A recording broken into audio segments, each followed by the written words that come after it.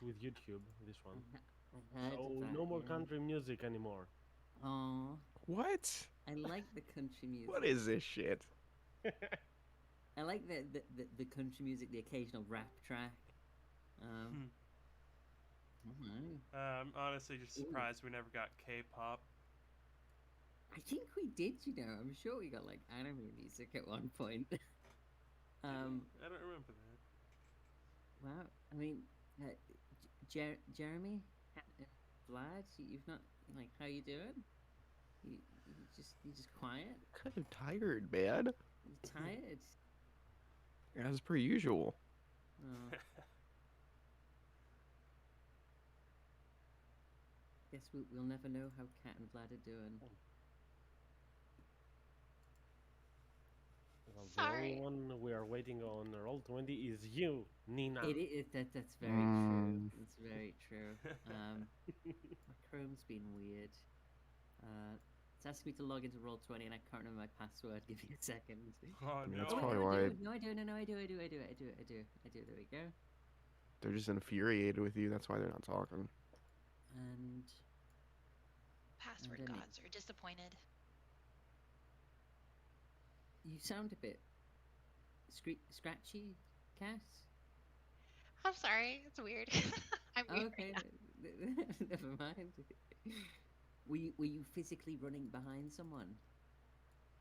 I was. Oh wow. Nonetheless, I can see we're all here. I can sense there is slow mood. Everyone can have their problems from time to time, but here's why we are to go in a fantasy world where there are no problems, Yeah. or there are more problems, possibly because dragons and curses. So who knows? But nonetheless, we are back in Ironhaven. We are in the midst of a tournament, and who is willing to make us that recap for that street piece of inspiration during that fight? Uh, Mm. things were I can really help by saying that. jittery and no one could be understood, and it had to end early. That's as far as I remember.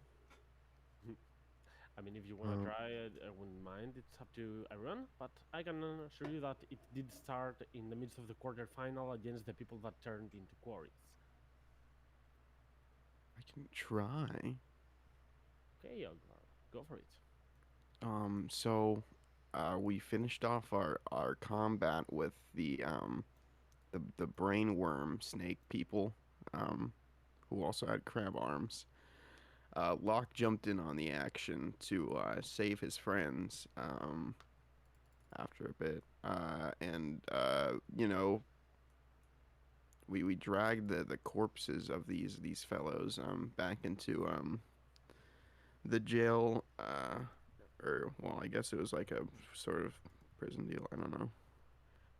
But we took them to the arena spots where like they had like a caged area or something, and they started interrogating them. Invited one of the group to go ahead and help out interrogations for that's what you do when there's an official investigation, obviously. So he sent Juniper on in because she's the most insightful person ever.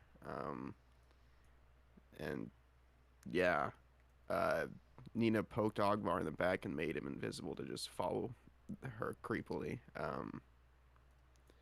And we got some neat lore drops on Mendados. It seems like you know he got all these fellas from the same place. They're the quadruple twins. And he forced the brain stem's will upon them. Um, and he tried to lie about it. Uh, Tried to play it off like he got all these people in different places.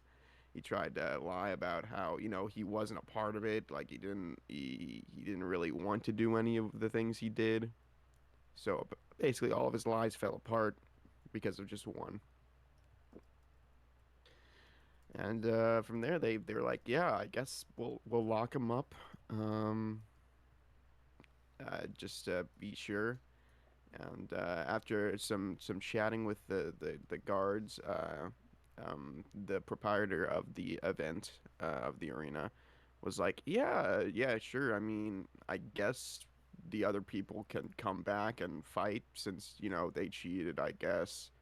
I mean, it's gonna get me more money, so." And afterwards, everyone went home. Nothing else happened, like above the board, really, besides like Ogvar and Juniper, breaking into jail at night and murdering a prisoner. Um, and yeah, we went back home. Had a nice bath, and got up early. Casted a few spells, took a nap, and we went home. Bit of a spider situation at the prison, and yeah, went home, had some fun. I do not remember the tavern at all. But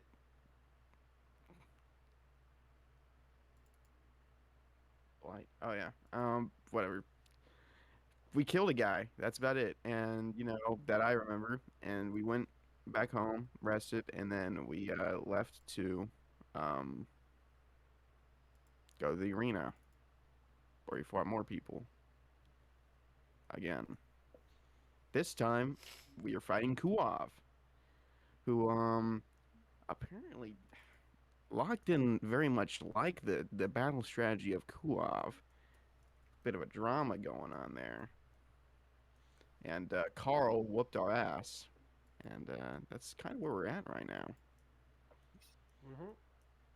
That's correct. And also, do you remember that Carl has recharged his ability soon enough? Yep. Uh-huh. So let's go from the top once more. Initiatives in the thickness of the fight that is still happening. You Carl, understand that this is a powerful fight, so things are not going to last for a long time, but every single turn does matter a lot in this place. So both Jinx and Quav has just been thrown down on the ground as this happened, and let me add the layer action, of course.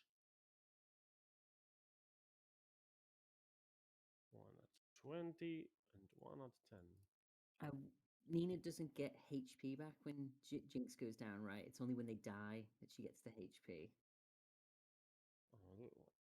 What is the wording? Let's see. I'm pretty sure it's Yeah, it's when they the when they target die. dies. Yeah. It's a pretty evil curse, so Yeah.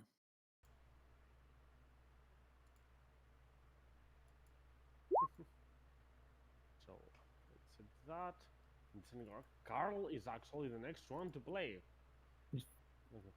Assume that you have taken back your reactions and stuff like that, because I don't remember each one's reactions from the last session. And having said that, Carl's the next one to play. With the flames that are around, have opened some holes of frigid cold that, though seems possible, seems to be also a protecting measure, as someone passing through this would definitely suffer some of the cold damage. And we'll look at the rest of you people and see at the middle of the arena on Nina and Juniper that are in a pretty bad position, and will focus with some arcane burst attacks. First, I'm gonna do one on Juniper and one on Nina, and I'll see about the third one. So, Juniper, Nina. I assume I only hit Nina with this. Yeah, that's gonna be a hit. You Ooh. heard a lot. And Ooh, since it you are does. getting so low, Carl will assume that with this powerful blast, he has finished you. But after the arcane burst, fog cloud that appears close to you from the explosion disappears, you are still standing, as he would immediately release the third arcane burst on Juniper this time. Can I see Nina through the fire? No, Good. fire All is right. opaque, unfortunately. Gotcha. So, yep, last one hits Juniper for 11 points of damage, and Nina barely survives this, as the flames will still linger as you see them slightly going off. You understand that initiative 10 they will drop momentarily, once more. And Locke, you are playing as this one next to you is very low. Well, probably unsure of what my strategy would be, but it entails fucking up a rogue. So let's get going.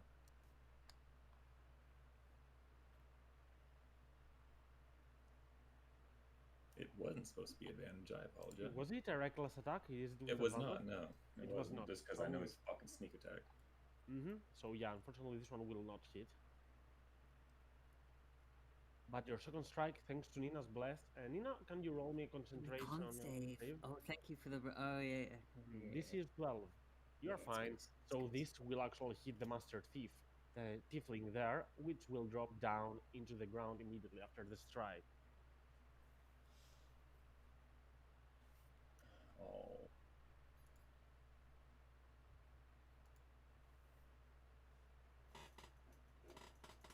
Sorry, my roll 20 is fucking all up. I have to reload it for some reason. But okay. So. I shall remind you while it is loading that there are the walls of fire around that you cannot pass through unless you want to go for the dexterity save, but you know you have some high chances of passing through that without taking a lot of damage. Indeed. Tell you what, I am not one to. Oh shit! I gotta reopen this. I am not going to be one to give things up to chance. I would have if Quav wasn't a complete twat about this. So what we're going to do is we're going to adrenaline rush for 2 more strikes. We're going to kick this Master Thief in the head.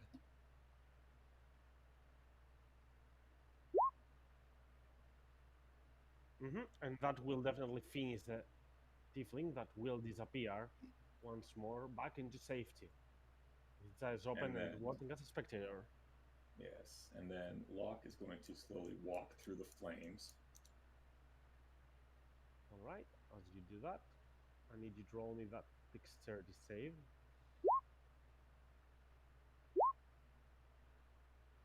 For 20 fire damage, and you have advantage, so you only take 10, which is in part halved, so you take 5 points of fire damage.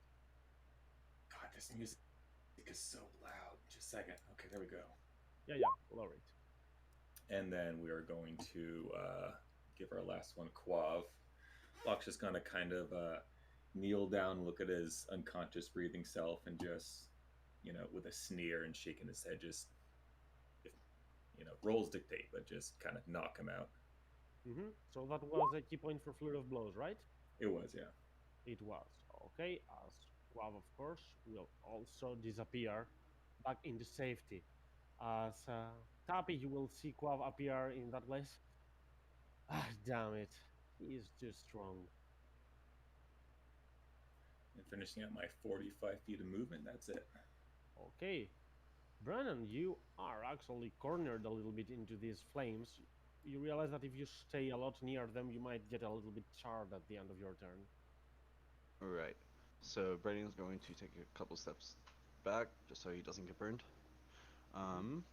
And he's going to take 2 shots towards the archer. Unfortunately, the walls are opaque, which means you cannot see him, though you could aim for a high arc above Yeah. the flames, but that would be with disadvantage. With disadvantage? No, the archer doesn't see you as well. It's the same situation for both, so go for it. So normal roll or It's disadvantage? a normal. Okay, perfect. That hits, the first one will hit, the second one will miss. And you will realize that he will be in great pain. You are not able to see it, but Ogvar, you can. The archer will fall down after that first shot. And then Braden is also going to have his bestial spirit because he also still has that up. Go for Carl. So go for a claw attack and then fly away.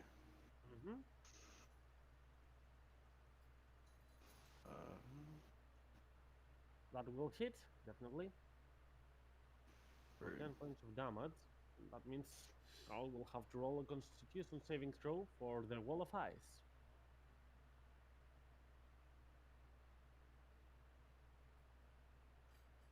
Which actually will fail, and the wall of ice will shatter in front of your very eyes. And that's turn as the Bestial Spirit, the hawk, goes into the distance, and Ogvar behind the flames, but you realize that the ices have shattered now. That means it leaves Carl open for attack. So Ogvar is going to do his thing, and the wings are going to unfurl behind him, and he'll fly high above the wall, and land directly in front of Carl, using all of his speed if he must. All right, 3 dice left. Okay, and let's hit this fella. Where's my attacks going? Blam. Oof. Hits, of course. Gosh.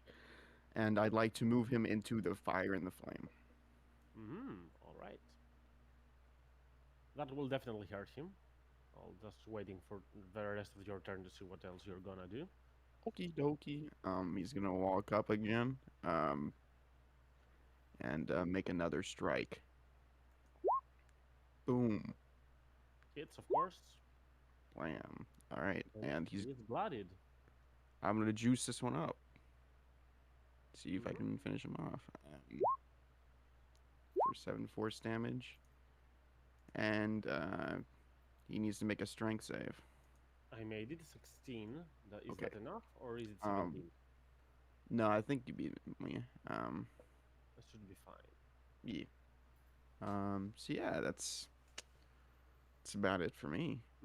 Okay, and as he is there, he will have. Oh my God, that's a high roll. Let's see about his dexterity. He is thankfully gonna make it, suffering only 17, but only 17 is a strange wording that one might choose, as Carl is not in a good state right now.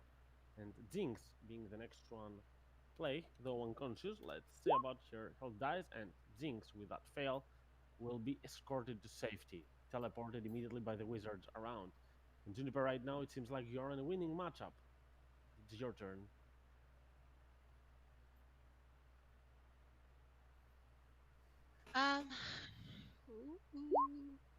She's gonna move forward. Sorry. And she's gonna cast Blight on Carl. Going for that. Okay, if I make the save, I survive. If I don't, I'm not surviving this. And there are not many chances that I can survive the save. So that means that Carl will immediately start withering. As you can see that there appear a lot of marks of decay on his body, and immediately the wizard will intervene around this place to escort Carl to safety. So much for ever living. All the ever living BG. Well, the combat is actually finished, but in reality there is this archer that still lingers to life momentarily. See? Oh my god. Yep. He's alive! He's up and he's got a suit. As he looks at you, you are very good guys. Congratulations. Let this be my Nope. pride shot. As he will aim to the three of you. And I'm gonna go for Nina. Just get one at the very least. And it's gonna add 3 to its attack roll to make sure that it hits. It's 19. It hits. Get down, Nina. But Nina's brooch is gonna proc when she goes to 0 HP. The Locke's gift, the shifting sapphire and scarlet sea within the brooch. It is filled with red flame, and then it is not. It is empty momentarily, and she stays stood up. She stays on her feet, and Locke instead takes whatever damage is about to come her way. That is cool for me. Sounds like a cool description as well. As you're doing this, the archer will look at you and say, "This is not my final shot," and he will shoot his second one as well. You go ahead, which is a miss. No! And yes, of course, that will be a miss. As on the Lair's turn, the flames will once more disappear. Wav is not playing. It's not playing. Nina, it's actually your turn to finish this off. Oh, Nina's just gonna. Nina's just gonna. She's gonna extend her hand, and from her palm burrows a small shadowy beam that fires off in his direction. He's gonna Eldritch Blast him. Just a couple of little Eldritch Blasts is all. Oh, Mm-hmm. which I think Obviously. gets him. That is going to finish off the archer as the flames get away, and the first thing that many of the people see from the seats that were not seeing through the opaqueness of the fire will be Nina shooting these energy blasts on the archer, which will disappear, and with that, you will be crowded as winners, as well as will stand up and say, Death's Ward progresses to the finals! Mm. And people will be, some of them will start clapping and be amazed, but you will notice a bit of a more of a silence compared to the previous matches. But it's not like they are booing or anything, but they are just very much surprised by anything that just occurred and the high powers that emerged in this match. As Tappy, you will see some people around clapping and cheering, some other people saying, same that Quav didn't win. I guess this tournament is gonna be boring, the finals. You will be a bit impressed. I mean, your friends did put up of a crazy and very nice fight as Maestros will yell out loud, will spit towards here and said, Ha! What a lame tournament victory. I'm leaving this town. This is so boring. Around, and Maestro will start moving away and go away from the stairs. But Wow, some people look at him like he's crazy. I mean, they did really enjoy the fight that you did put around. And Midelius will stand up and say, Congratulations to one of the two finalists that just emerged. Tomorrow, after the afternoon, towards the evening, it's gonna be our final match of the season. With the summer equinox signaling the beginning of the summer. Sorry, the summer. Not the equinox. Yeah.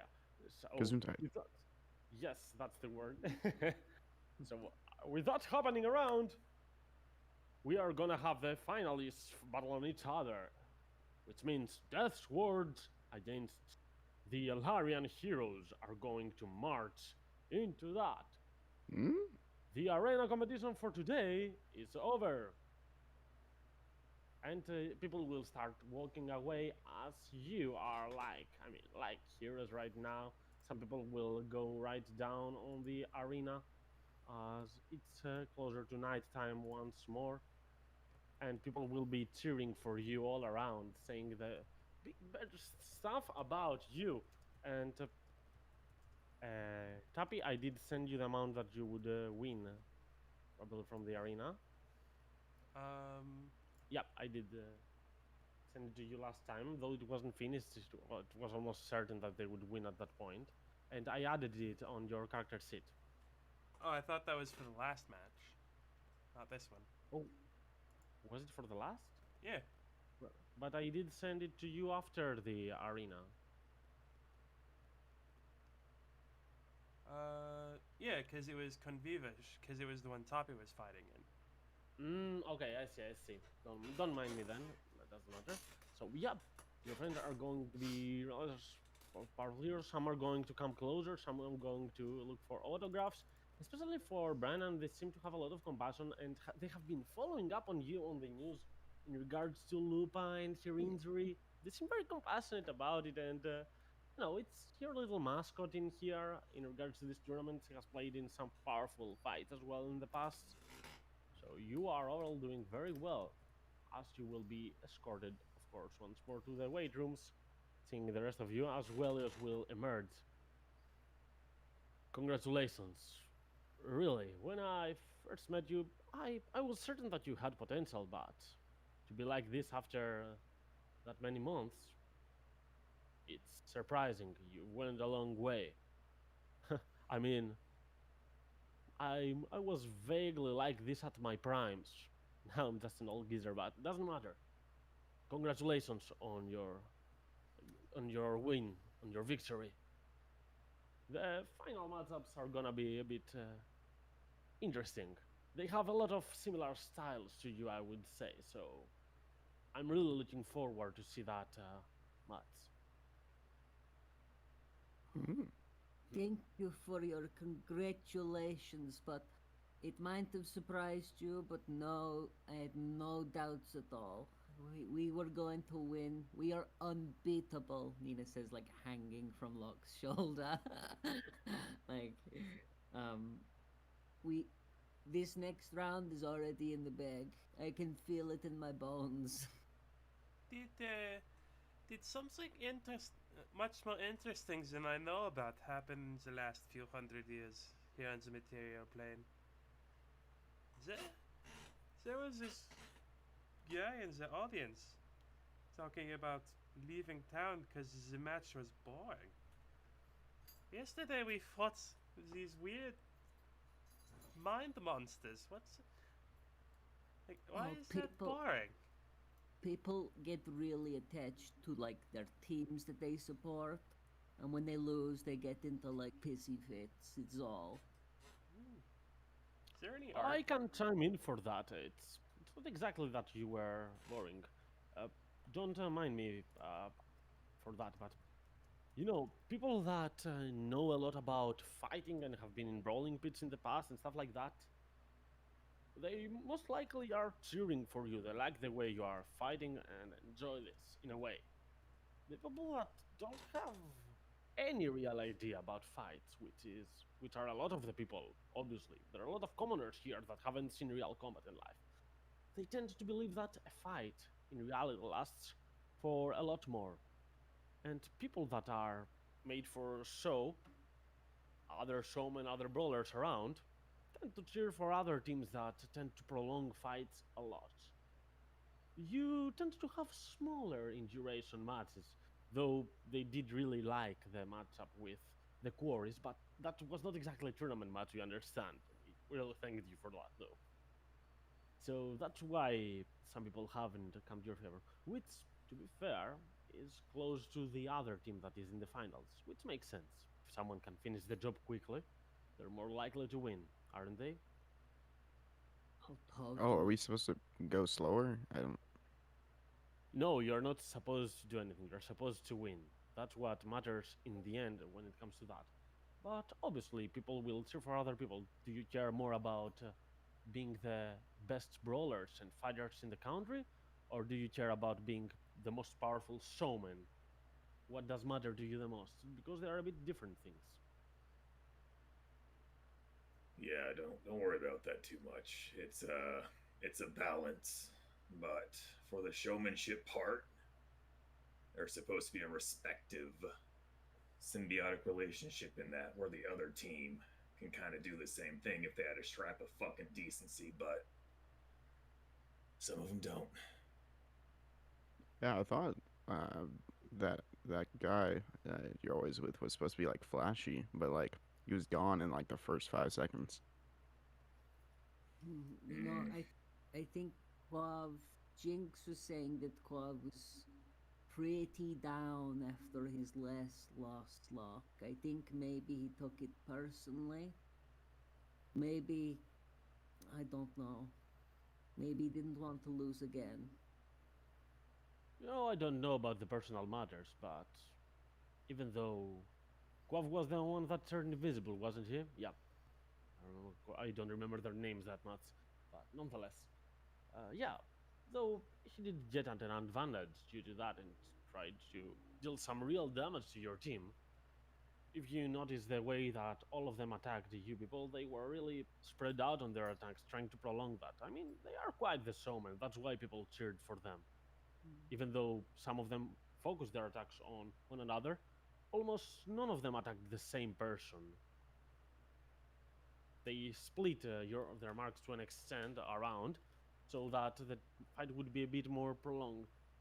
I just, even though they didn't win, they are gonna get a lot of money from people that have been betting on them and cheering for them. Some merchandise even. Jinx has quietly been running some kind of business in regards to that. she wants to go to other place, and so I talked with her the other day when you came to the interrogation afterwards. Hmm. Is Jinx where people are getting those little plush lupas? Um, Actually, no, but she really adored that idea and has supported the sale of that as well. But she's not the one running this. I think it's some goblins, but I'm not certain. Hmm. Geez, maybe I should have spent my money on plushes instead of millstone juniper. Maybe maybe that would have been a better investment, right? Hmm. Wouldn't you be happier with a little plush juniper in your arms, Ogvar? I mean, I feel like we just have a house full of plushies at that point. Oh, true. Anyway, I should be leaving you. After you can feel free to relax here and take your stuff away, of course. But don't mind about what do the people say about the next matchup. The ones that you are fighting are actually a bit more of a crazy fool's team.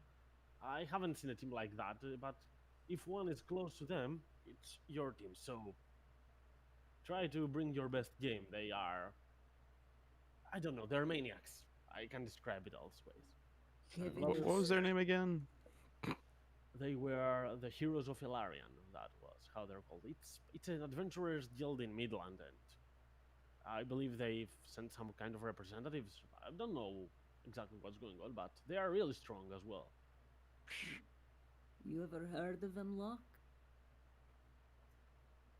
No, not myself, but it's good to know that we're not the only ones with a fighting style that reads crazy, reckless maniacs. Mhm. Although, you know, we're not so full of ourselves to call ourselves heroes. I do. It's true. That's true. I think we call each other assholes more than heroes, so we're a bit more grounded, yeah. True. We're just unkillable, that's all. Have a nice rest and good luck for tomorrow. Well, as we'll say, as it is that you have cheered a little bit up and have relaxed after the arena. Yep, you too. Farewell. That was hard. Look, I get the whole Quav thing. I do. The guy's an asshole, but maybe, like I said, after he lost last time, maybe you and him, you know, remember when you invited me to come watch you get knocked out? Maybe he's never really gotten over that hump himself.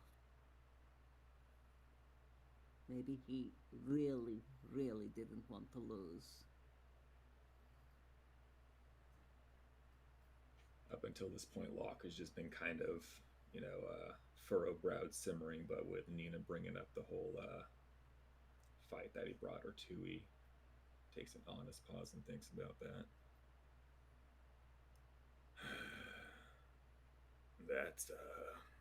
That's not too bad an idea, Nina. Oh. Maybe you two could still have your one-on-one. Maybe it doesn't have to be in an arena.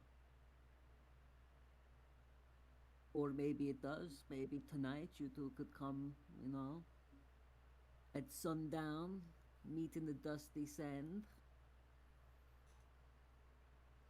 and work it out. It's not just a dumb idea from Nina.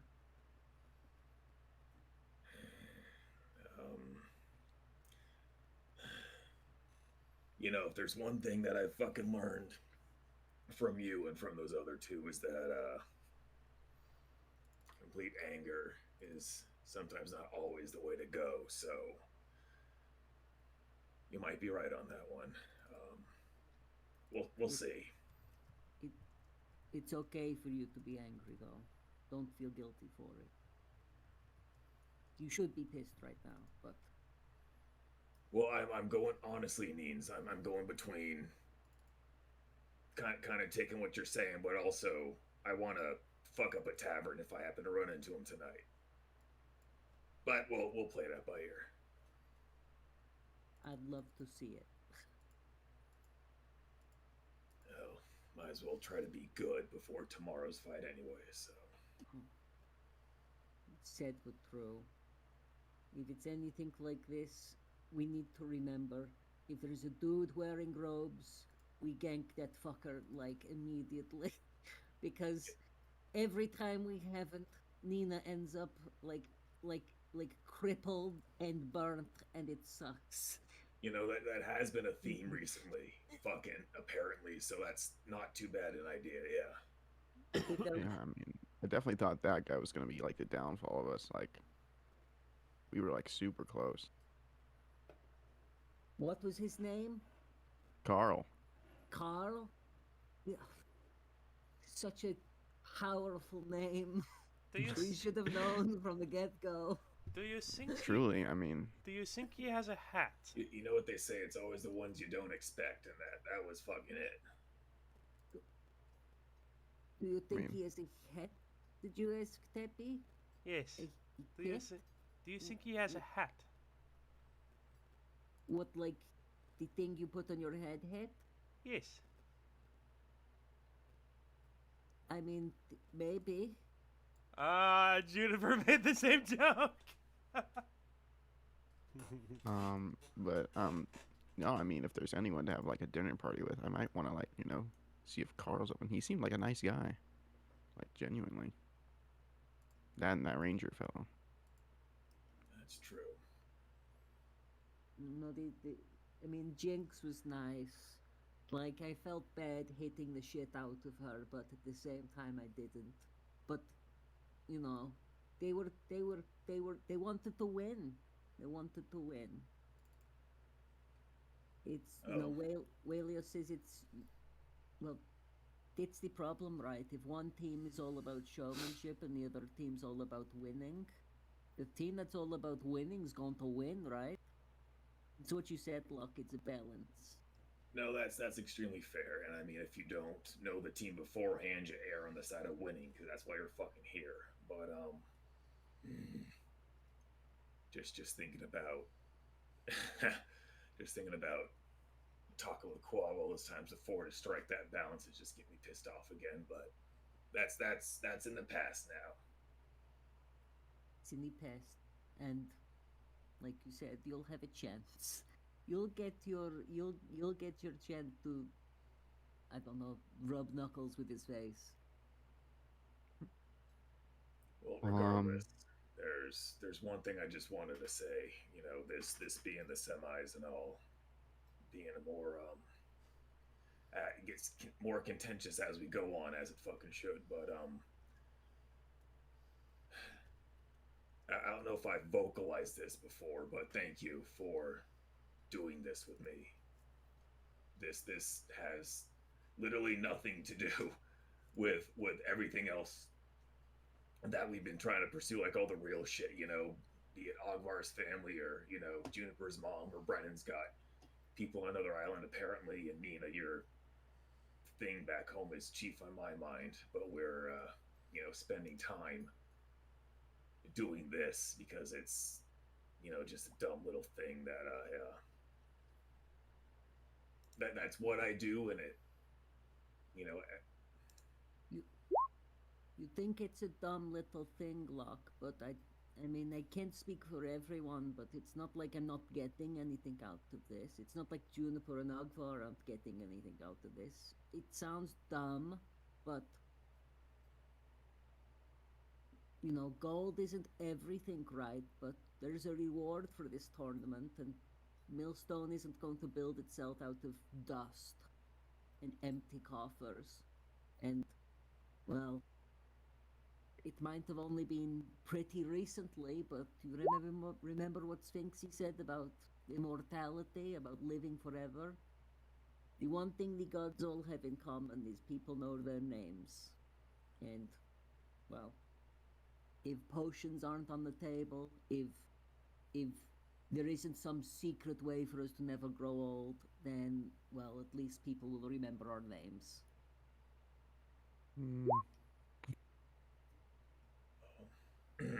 if anything, I suppose that money for Millstone is what matters as well. But it's just after Penfield, whatever that town is. I keep forgetting the name. You got it.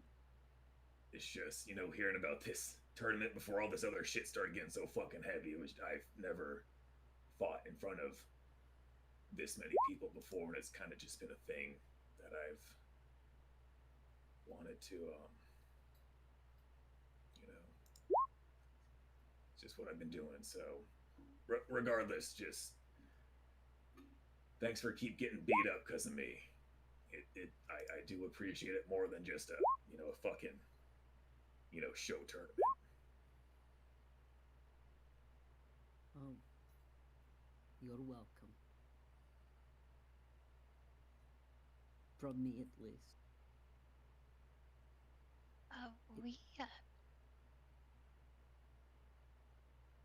I was just gonna add that we love supporting you, and I know that this is kind of real fighting for you since your last tavern with Key and Lock.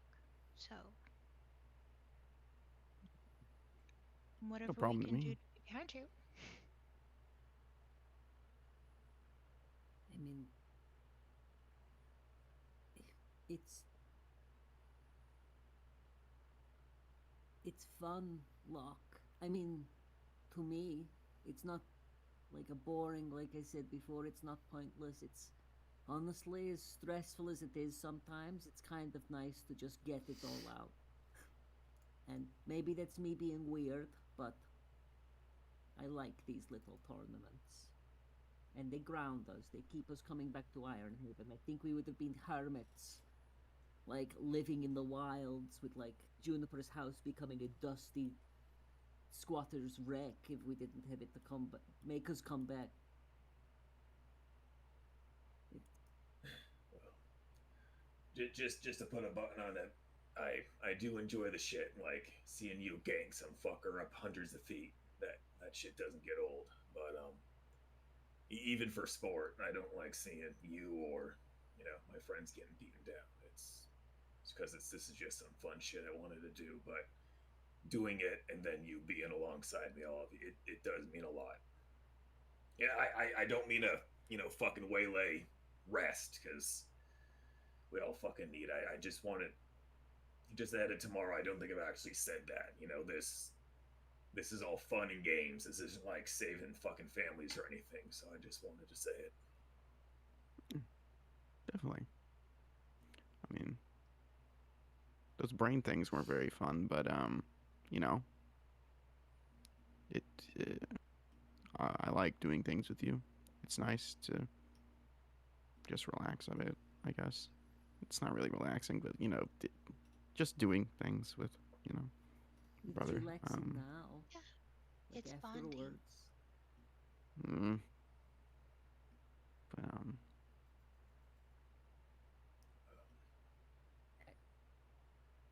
But Well, still, thank you. Regardless of how tomorrow goes, I mean, I know we'll fucking win, but regardless of how it goes, I really appreciated it, and it just, it just makes me want to do whatever I need to help you guys out with whatever. So, well, just thanks. You're welcome for the 20th time, Law. And this let us figure out that the brooch that you got me works. That dude hit me with an arrow. Arrow just fell off, and I'm still standing. So. No, yeah, it's great. It's fantastic. No, I noticed that I got this stinging pain in the center of my chest when I saw you get hit with that. So it's good to know that the thing they made fucking works. And yeah, I know I don't mean to belabor this, with thanks and you're welcome and shit, but it's some little. Red Tiefling told me to be more open about how I feel, so I'm just fucking trying, so. You're doing great, Locke. This has been a great experience, and thank you so much for letting me join and support you. I feel closer to you guys doing this kind of stuff.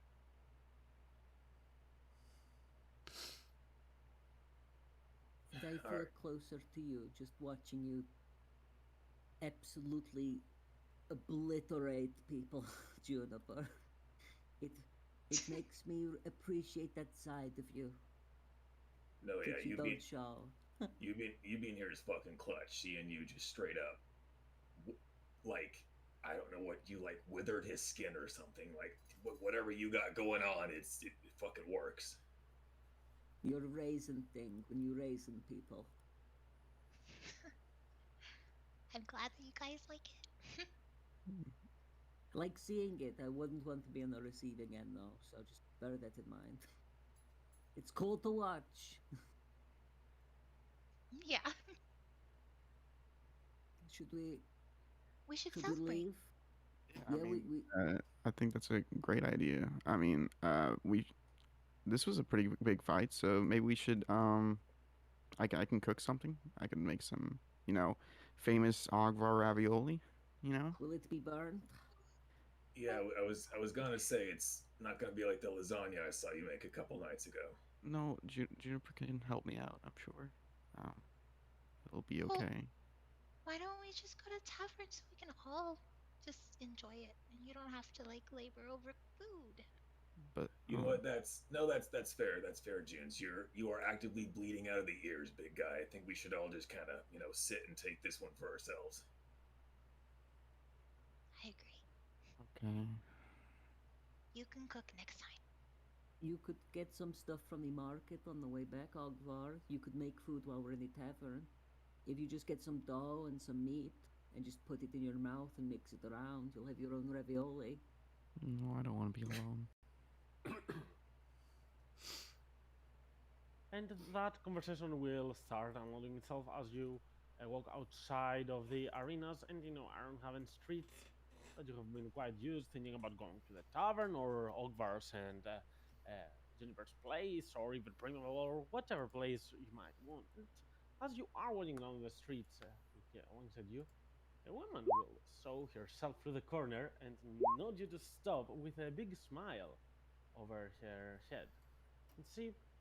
And uh, she is dressed in an adventure kind of way with some kind of leathers, and you can see flames, though more like illusions, sprouting out of her arms.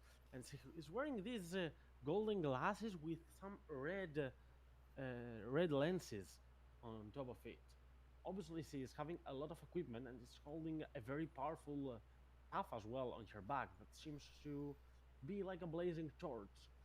As looks at you, says, "Hey, you are Deathsword, aren't you?" Uh, Who's Yeah. asking? Yeah, I know you But are. yes. Please, here is the point that you say yes, and I continue with my sentence. You We are Deathsword. totally are. Yay. I don't like Okay. being told what to do. No, I'm Tappy. And Tappy's just gonna keep going. Oh, I saw you the other day as well. I remember that you went into their cell. Hey, my name is Bernadette. I don't care. I come from the Alarian Company. Tomorrow we're fighting. Oh really? Oh, that's cool. In the finals, we haven't seen you fight before. Well, we didn't get the chance to see you as well, but we did see you after our fight on your way outside that people were cheering for you, so it was an easy assumption. Anyways, my team told me it's not exactly a great idea to tell you that, but I was like, we're adventurers, you're adventurers. It would be nice having an after party after the arenas, whoever won, but I was more thinking like, what about a pre-party? Why don't we go and get to know each other before fighting one another so that no harsh feelings towards anyone? um, If you don't feel fine hurting this beautiful redhead, if you get to meet me, I'm okay, of course, with the after party as well. I suppose Oh. it can be helped. Oh, you do have beautiful red hair, but if you'd watched that last fight, you'd know that wouldn't save you. But no, I totally am fine with that if everybody else is. Drinks with some friendly competition sounds great. um, I Okay. won't force you into anything. You can talk to it amongst yourselves. Me and my friends will be at Primavale. Do you know that tavern a bit to the southern suburbs? The one with the weird cat? Yes, that's the one. The Displacer Cub. We met it the other day and we could not let go of it. So yeah, we're going in there again. Oh well, I mean, Juniper, do you want to go and see that other cat? You know, the weird cat with the weird stuff on its back? Oh, yeah. That sounds fun. So, by extension, Oddvar is a yes, because Juniper is a yes. Uh, uh Locke, Brennan, Lupa, Key. How do you guys feel? Well, seeing as how other recent opponents have acted, I'd be a bit trepidatious, but I don't see any big issue with it, as long as we're all paying attention. Totally. 100%. All right. All right. So, we'll be there. Take a moment, if you, of course, if you want to clean yourselves from the armor stuff and etc. etc. And meet us there. We'll be waiting. Oh, And- oh. All right. And Brenda will She meant- start running around like that. Oh, she meant today. Okay. Can I ask a question, BG? Mm-hmm. The way she runs away, is it at all like that kid that tried to poison us? Well, it is Do they childish, have a- I would say, like a happy child, but not exactly that she made you a prank or something Yeah. evil. Yeah, Throw no a hammer at the back distinctive of her head. gaze. Mhm. Yeah. Yeah. Okay. Oh well, there you go. We get to size up the competition a little. That's good, right? It's a public place. They're probably not going to do anything weird, right? I mean, no. I mean, the fucking asshole Wizard of Lost tried to do something weird, so I wouldn't put it past him completely, but True, but I think it's I wanted to say that it's going to be unlikely that they are also space snails or whatever they were, but we've been encountering some pretty wild stuff lately. So I think the odds are something weird's going on, but honestly I could do with a drink, and sizing them up seems like it would be good. no, that's fair too. I mean, this isn't a life and death kind of bullshit like we've been used to. This is just a fight. If we lose, I'll be very fucking annoyed, but it's not the end of the world if they cheat for it. So, yeah. My vote is just to go hang out to see what they're all about. As long as we're not being dumb and keep our eyes open for shit, we'll be alright. I could totally go with a change of clothes, though.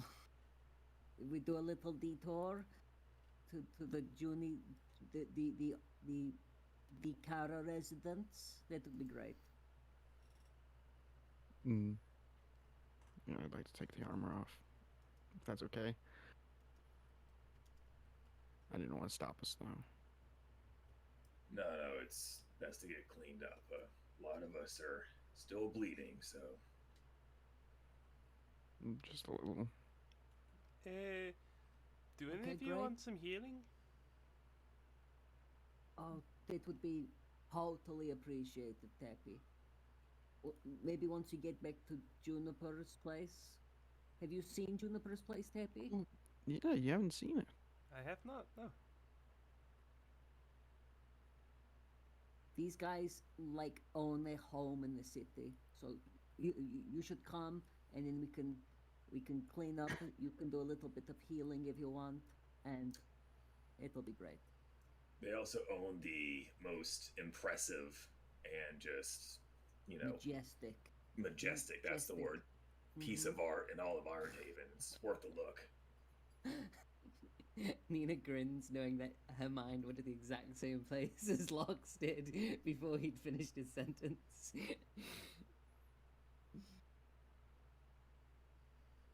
Oh, yeah, because you're totally Fae, right? You like art and stuff. Eh, It's not like Fae racism, right? If I say that.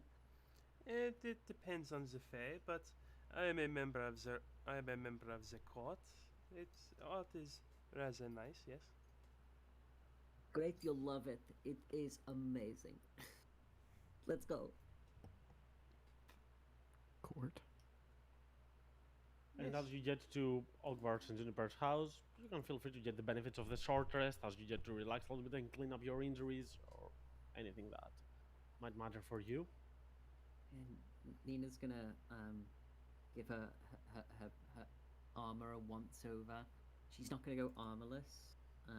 What with recent reasons for paranoia. But she'll put like a breastplate on, and under it put like a just change a shirt and stuff like that. It's not gonna go out of armor. Toppy offers to heal the party, and then we just sit there for an hour. Not. I mean, feel free to heal us while you're doing that. I mean, we're just resting and taking our armor off. It's not like we're planning to die tonight. Ogvar goes completely armorless.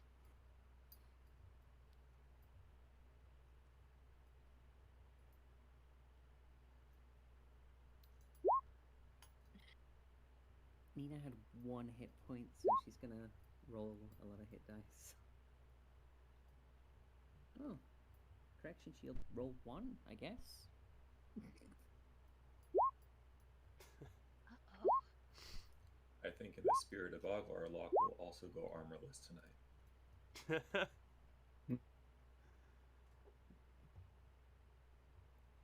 And after resting for some time, changing some clothes, perhaps even snacking a little bit, you're going to a bar. It won't have a lot of food, but obviously you're gonna eat there. But you're hungry from the arena fight and chatting about some of the details here and there. You are going to start moving away and going to Prima Vale. Quick question. I suppose Lupa will be staying home to rest. Are you taking Q with you as well, or not? No, Keel's here. Back, I guess, with Lupa. Hey, let's be just the 6 of you then. You start marching towards this area, and as you go to that place that you have only been for after the wedding after party, it was pretty nice in here. You'll once more see some familiar faces, a lot of people from Primaville sitting in one table here, one from Ironhaven, and Beldor, the one that has it, and Renacia, that interesting lady that held this displacer lovely cub. And of course, there is a party there that anyone could understand from a million miles away that is an adventuring party. It's like your own party. It sets some bright light around, and in there, of course, stands Bernadette, the woman that you met a little bit earlier. Oh, wow. Brunhilde, yes. Well,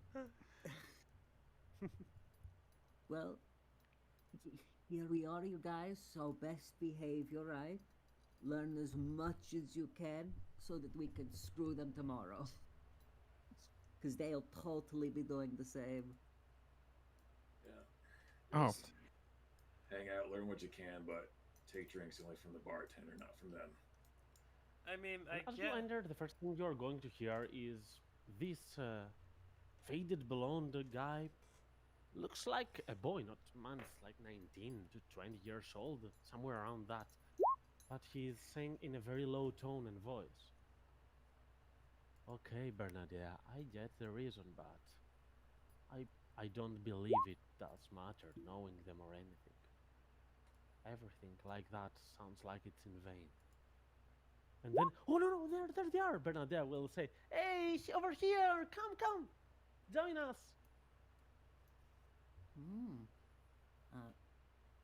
Dana's gonna locked give a out of the wave. doorway. Come on, you guys, come on. Get good seats. Nina's gonna go and she's gonna sit at the head of the table. She's gonna claim this head of the table. Have the seat next to her for luck. Oh, welcome. So, guys, this is the Death Squad. We are the Elarian Company. Feel free to sit all around here. So, here is my friend Vainit. in there, the dwarf of our party and our sage Brunhilde, and on the other end is our mighty warrior and champion Romillo, and our brawler, of course, the one that actually is the only one that wanted to come at this tournament, Delios. Oh, well, it's a pleasure to meet you all. I'm Nina. That's Locke. He's also a bit of a brawler, and the reason that we're all in the tournament, well, why we started in the tournament, he's amazing. That's Braynon. Braynon is like a artiste with a bow. He could paint a picture with puncture holes. He's so good.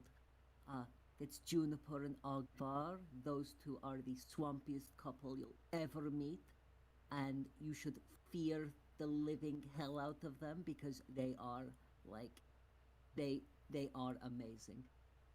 And that over there is Teppy. She is not a person, she's a fae, and well, I mean, just look at those hooves and antlers. If you get close to her, she will tear you apart.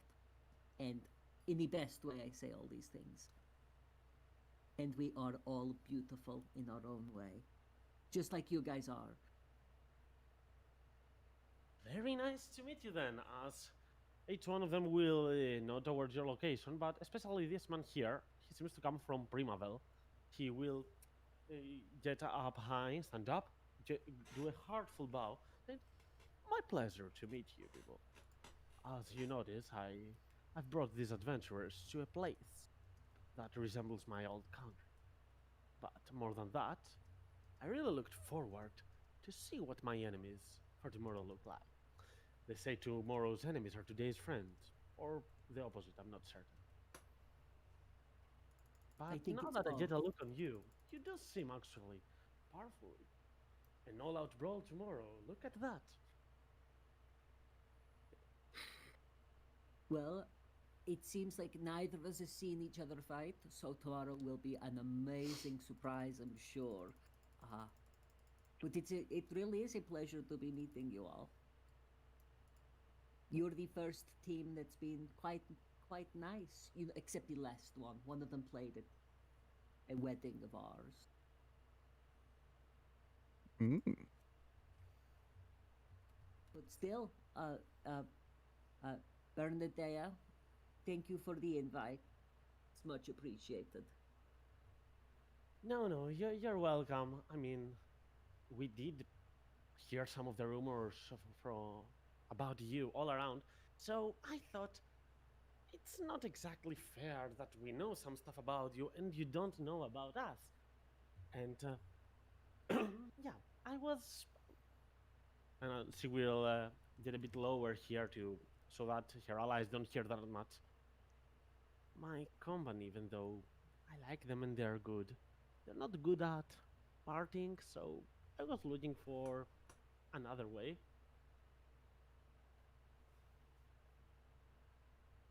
They're not good at partying, but you're adventurers, right? What do you do to like relax?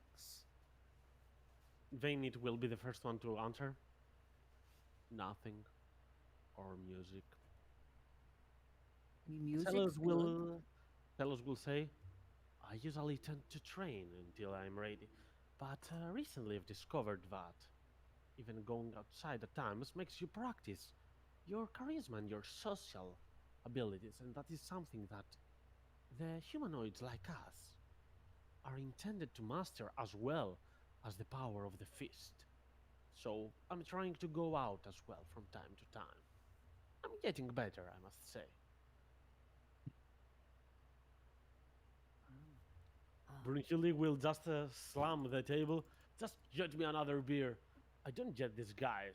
I mean, Bernadette, you always say about partying and stuff like that, but you never drink a lot while I always do the drinking. Come on. Oh, you can always rely on a dwarf to be the soul and the spirit of a good little drinking meet together. Ah, That's the difference in builds, darling. That's the difference in builds. well, What about you over there, scarred man? Me. Well, I apologize if I'm not much fun today. I assure you that I am a guy that tends to make a lot of noise most of the time, but the last few months have been quite rough. Frankly, I came to these arenas a long time ago, and I would probably have left the team if I didn't care for my fame and for the people around me. So I will stick with it till the end. But yeah, some rough stuff has happened in the last month, so I'm not that much noisy. I don't want to ruin the moods. Apologies for that. No, really? no. You look around you. This place is. Look at those guys over there at the bar and those guys at the table. I guarantee at least one of them's got a little sad story. We've been through the ringer too, but you got your friends around you, right? You guys are all friends, right? Well, about that. So Bernadette will take. Let me say it. So, our friends, we are in an adventure guild. We'll play a lot of things around, you know, from combat encounters and doing some other adventure stuff. Some of us are friends. We've been in fights before. For example, I myself with Vainit have talked a lot. I have talked with Romeo a lot, but I don't know Celos and Rikil. We just met in the arenas. And to be fair, as I said, Celos is the one that wanted to reach the pinnacle of performance in brawling and insisted that we go in the arena with him. But we didn't care at all. But it was, at start, it was a bit easy, and then we got invested. I cannot say that I don't want to win. Actually, tomorrow I just feel like winning. I like winning. Well, no, winning's great and all, but I'm really surprised that you guys aren't friends. Like, you just kind of just joined together and you got this far. That's kind of impressive. Like, most of the people that we've beaten, like, I feel like we've beaten because they weren't super close knit. Like, they weren't on the same level. But if you guys have gotten this far and you aren't really friends, then this is really impressive.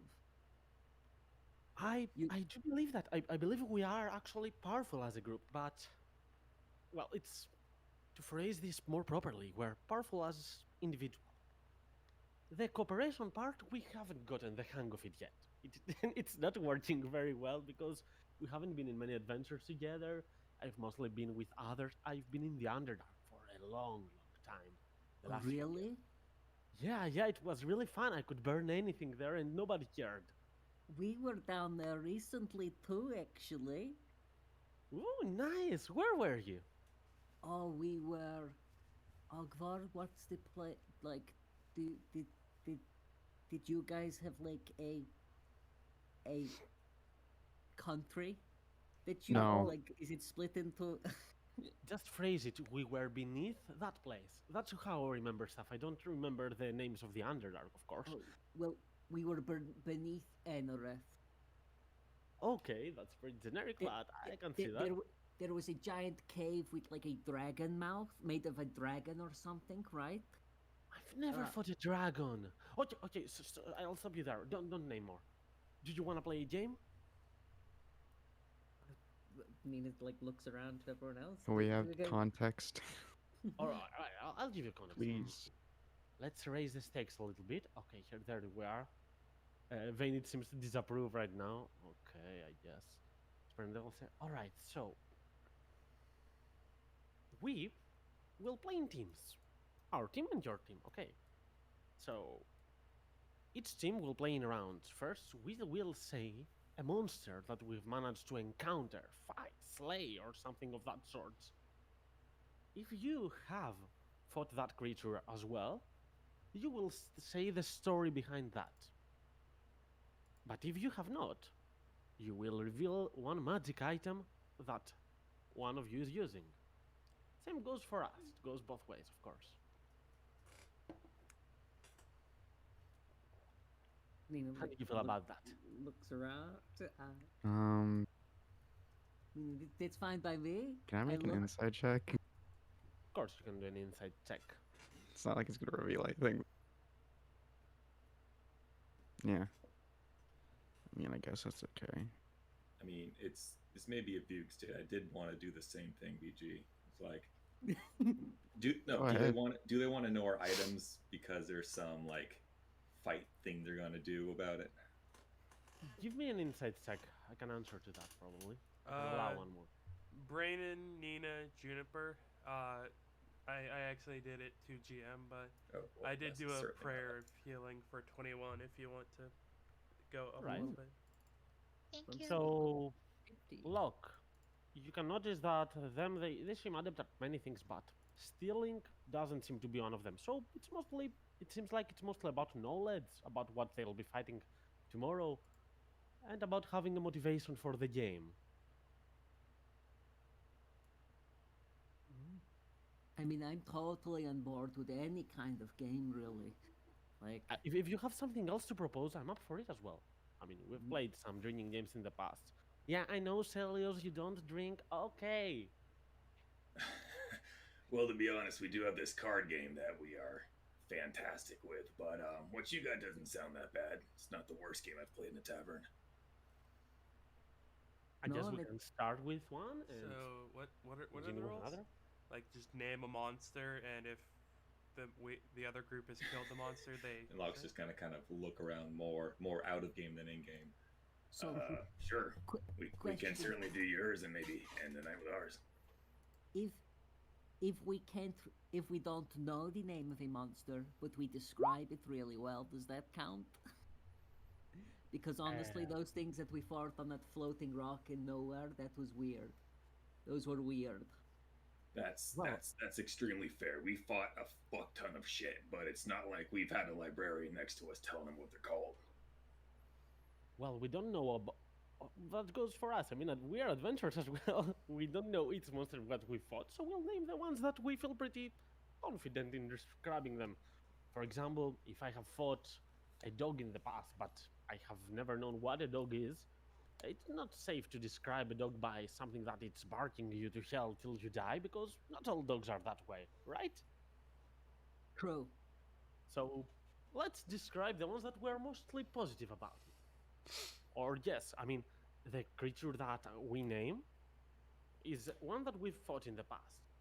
So either if you have fought it as well, you get to describe the circumstances and a few things perhaps about that creature, and we'll tell you, of course, a magic item of ours, or you get to tell one of yours. You can, I can even add that small rule. You can get to choose which one will reveal one of its magic items. Oh, very interesting. Very interesting. So, do you want your team to start or ours? Why don't we flip a coin? Okay, so I choose tails, and one is tails, two is heads. Heads. Oh, Ooh, damn it! not going your way. Right. So, what is it gonna be? Hmm. Who wants to start? Who wants to start? Should we go like right to left or left to right? Or should we huddle? Should we huddle, guys? Um, What's with being Huddle for amazing what? to huddle? Well, just to decide, the monster that we're going to name. Nina will just start whispering to Locke and Juniper, and then like lean over towards. Oh no, she will whisper to Locke, and then she whisper to Juniper, so Juniper can whisper in everyone else's heads. Like a few suggestions. What about that evil crocodile thing, or the horse that you guys said was on fire or something? Those sound weird. Those. Oh, shit! Yeah, that made me remember those fucking flying dogs with old men faces. Oh, Jeez, those ugh. sucked. Or Why that don't you giant just- snake, monster, that huge monster, right? Is it Hey, your no turn, or are we spoilers. like? No spoilers. Yeah, is it your turn, or are you just waiting to say it? I don't. Well, it's our guys go first. We're going first on the naming a monster. I'm just like throwing ideas out there, like whispering stuff to Juniper and Locke. Oh, Yeah. Because we need to name something. Oh, how about the Sphinx? How about we go with the most recent thing? Why don't we I- pick something that's really common? Because if they fought it, then we have to reveal something, right? So go with something that's not common. Yeah, I guess Ye- Sphinx works. let's do the horse thing. I don't know if I can. What's up, Ogvar? I don't think I understand the game, but just So go ahead. we name something we fought. If they haven't fought it, they have to reveal a magic item. Right, fun. Okay. Okay. I don't know. Go ahead. Okay, a sphinx. We whooped a sphinx's ass. Things, and you see them all looking towards one another, lifting their shoulders one after the other. Yeah, okay, I could pretend that I have fought one, but whoa, that's pretty big right off the bat. We were thinking of starting low, but I think I can top it off for you. But I guess we are losing this round. And so we'll get a sip of your drink. Oh, I forgot. This is not a drinking game. Yeah. Okay, so we get to choose which one of you reveals a magic item, right? Sure. Choose one. Okay, who do we want, guys?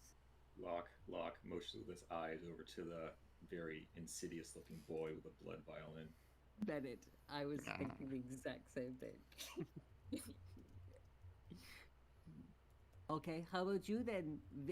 Vainet, your name was right? Vain it indeed. You have such a good complexion, Vainet.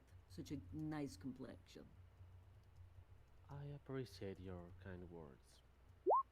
So, I assume that I was pointed at because of my violin.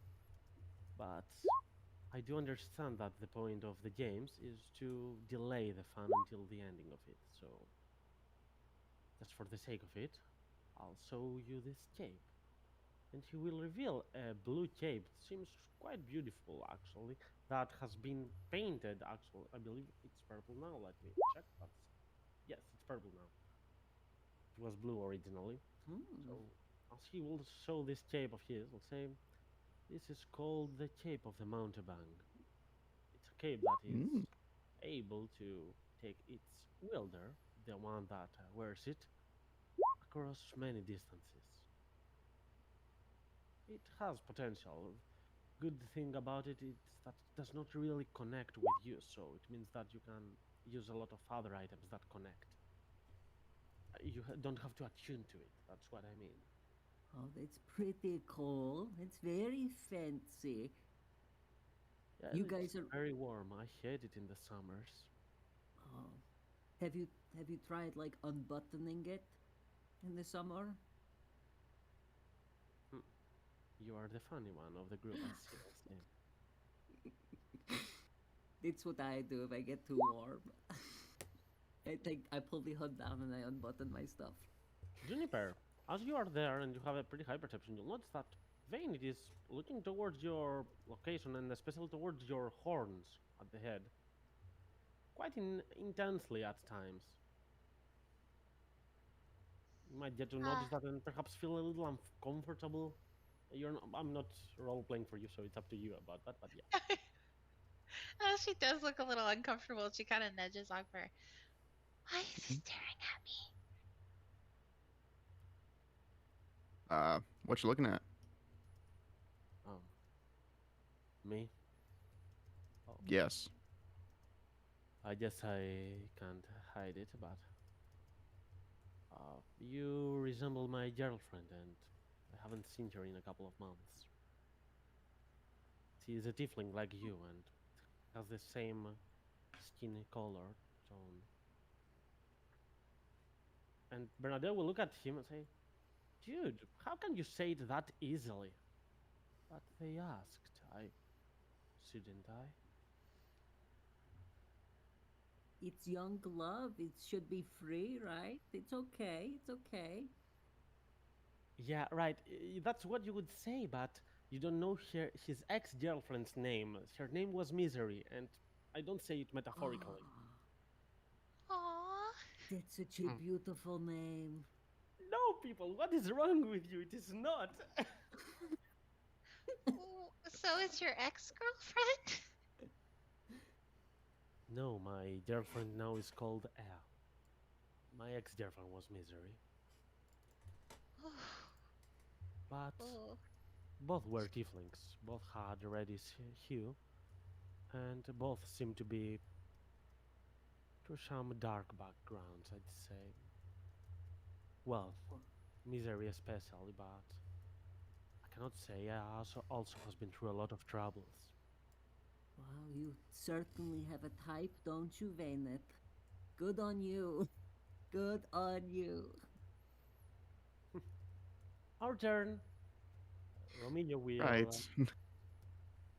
Romeo will stand up, say, "Okay, I guess I'm not that good at many games, but this is one that even at my state I might just have a couple of things to say. Go back with my curses or something more recent? What to think about? What to think? Oh, sorry, I thought something very inappropriate. Looking at Ogvar, this is not what I did to choose, but I did fight an orc warchief back some time ago. I shouldn't have even said that. Why would I say this? I'm not in a good state. And then he will. Okay, deep breaths, Romeo. We didn't manage to exactly fight it, but it was an encounter. It was a failed, but nonetheless living or undead, depends on how you would name it, incomplete lich. Wow, that's pretty big. Was that over in, and like Nina like gestures what she imagines is Eastwood. Was that over in Zothan? Were you in Zothan? It was, but it was strange. It was a man that tried to consume everything around him. He made sacrifices of even his most closest people. And for what? For a surge of nothingness. Had he almost reached redemption at the end, though. That's something we helped him about. I'm not sure if we should have helped him, but frankly speaking, he has not redeemed himself. He is imprisoned for eternity in faraway distances. That's pretty heavy. Let me think really hard. You know, like makes a makes a point of looking like she's thinking and going back through everything. Nope, never had to fight with that almost lich. Any of you guys ever done that?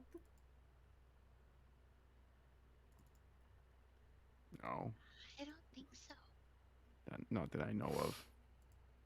To be fair, I know that's that's kind of cheating. I know it's a very powerful creature, so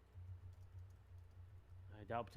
I'm glad that you haven't fought one and won, because that would mean that the arena match tomorrow would be would be so much one-sided.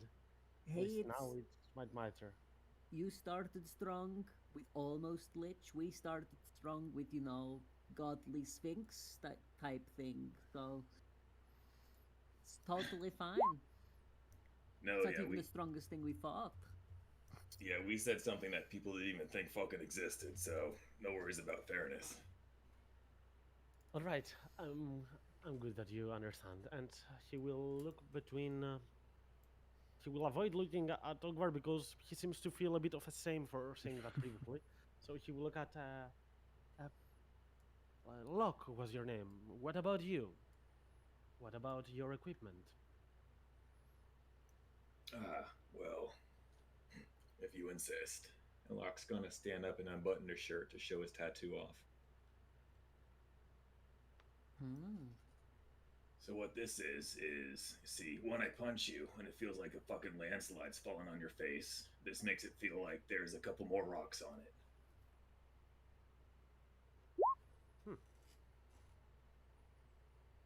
Interesting. I'd say that for sure. All right. Your turn, people. And he will know that, Renetia. Renetia, please give us another round. It's on us.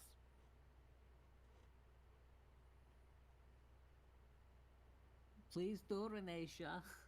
He just says, like, waving a glass around. I will easily bring a lot of ale around. You know, we only have good ale. The other stuff, you won't like it. You are adventurous. You only drink reed stuff. I know that. And he smiles. So take our good ale and don't complain. Okay. So what's our second pick, you guys? I don't know, the horse. I don't know. Fiery horse thing? Yes, What was that, Juniper? yes, Are you... Yeth hound, silly. Oh, yet out. Sorry, it just sounded like you were breathing. We- you were just like... Sorry, I "Eh, do that sometimes. Okay. You came up with the idea, Juniper. You say it. You'd say it. Yes, And Vaynard will stand up. I've heard of that name. What? That? You haven't fought it? No, but I know that it's used by hags. You useless violinist, sit down. We all thought that we were winning this round. When you stood up, I totally thought you were going to say you'd killed one. No, I tend to avoid hags. They are one of the most vile beings around here. Oh, Though- jeez. It's nice to know that something is so vile that even death could not redeem it. Then you can fight it at all costs. Wow, you seem to know a lot about hags, Venet. You know, just out of curiosity, you know, how would you kill a like glances at Juniper and Ogbo, a night hag? If you had to. No, I come from Zul, and in Zul there are a lot of stories about hags. Because it's been quite recent. It was 5 years ago that the queen was slain because a dragonborn was possessed by a hag. So, knowledge about it came around after he managed to clean up his name, and a lot of people talked about hags. So, I was a teenager by then, and I was obsessed with lore. Not hags, but even some hag lore turned up on me, so that's how I know some stuff. But only that. I'm sorry for not being of help. Oh no, that's okay. It was it was It's hyperbole. hypothetical. Hyperbole? Is it the right word? I don't know. I don't know what you're going for. Most of the time, I Hypothetical. don't. It was hypothetical. That was what it was. There isn't a peg nearby. Don't worry, then. Nothing to be scared of. Okay, Juniper, you won. You get to pick someone. Which one will it be? Bernadette? All right, I was really waiting for this moment, and she will take her stuff outside with a lot of happiness. All right, I will not start lame like the others with the slow powers. I'm just gonna give it to you. And she will slam this stuff of fire right in front of you. Ooh. Ooh. This is the most amazing thing to have on my person. Frankly speaking, quite useless. I mean, if anyone else had it, he would be so much more powerful for himself. But yeah, it's warming my heart. I feel so good to know that I can use some spells that I really wanted to use, but I felt like they're vile. The very famous, overly famous fireball spell. I don't like doing that on my own because you need to have these sulfurous balls that, ew, the stench. You can imagine it. Every caster that does fireball, it's just like reeking. But with this, I can do it without any materials, and it's so nice and cool. I love it. Oh, It's also pretty protects from cool. fire a little bit. Oh, that's useful. It's probably really useful to you, because it seems like you really like burning things. As you're here, you actually talking with these people. You do kind of remember the name Vayne. It might ring a bell as well. Was this that name? I was thinking, was this something to do with the Dream Dudes? Yep, that's the one It actually. was that we got told about. Yeah, I knew it. Do you guys remember when we were told about the guys, the cult that was dreaming and like talking to a king, like talking Yeah. to royalty? That his name was mentioned back at, like this was literally like 6 or 7 months ago. Was it? It Mhm. was my a long God. time ago, Yep, definitely. It was yep. a very long time ago. That's why I'm giving the hint. I wouldn't Yeah. if it was the last session, but yeah, obviously I don't Yeah. expect you to remember it. But yeah, now that you're hearing it a little more on the conversation, it does ring more of a bell. So Didn't want uncertain. to say anything in case I embarrassed myself. Um, As did you? Bernadette will stand up and say, "Our turn. I'll say this." And prepare because this is gonna be a big one, okay? And Romeo will laugh a little bit, saying that, okay, I don't expect you to have fought this one either. It's quite of a big achievement. Yes. So, a lot of people have said a lot of compliments on myself, but each one's compliment is not exactly objective, but subjective because beauty lies in the eye of the Beholder. I know beholder. that one. I know that one. I know that one. Mhm. What? You I fought do. it? No, no, no, no. I know that saying. I know that riddle. And you complained about Vainit. Damn you. You did the same thing exactly. Oh, sorry. I just got so excited. I knew the answer. Beauty is in the eye of the beholder. So, what about that? I've been with a beholder before. It was. First of all, it was so annoying because whenever it gazed upon me, I could not use any kind of magic. I mean, the body, the flame flowing through my veins. Useless. Like, useless.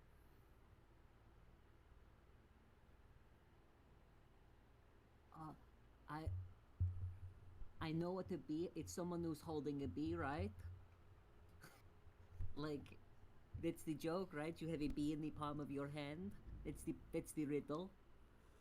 You've. I don't get what you're saying, Brunhild. Yeah, Is why'd that you like fight a a monster? beekeeper? Yeah, yeah. Why did you fight? You killed the beekeeper? Brunhilde will look towards you and say, I mean, I will eventually speak up about some achievements of mine, but they are they're not boring, but they are a bit one-sided. While these people have been in a lot of different adventures, I've been in one pretty long most of my time, so I don't have a lot of stuff around to do. Anyway, can I get to choose Bernadette? Brunhilde will say. And you, and we'll look at the dumb peer of your party, Nina. Nina. Nina was your name. You look quite brave and talkative. I assume you will have, at the very least, one powerful item to go along with your attitude. Ooh, I do. I I have tons. I'm like covered in them. But you know, Bernadette came out strong and showed you her coolest thing, so I'll show you mine. And Nina just taps the brooch that's pinned to the to the to the collar that pokes over the top of her breastplate. The silver dragon clutching a basin of sapphire and scarlet that shifts and swirls.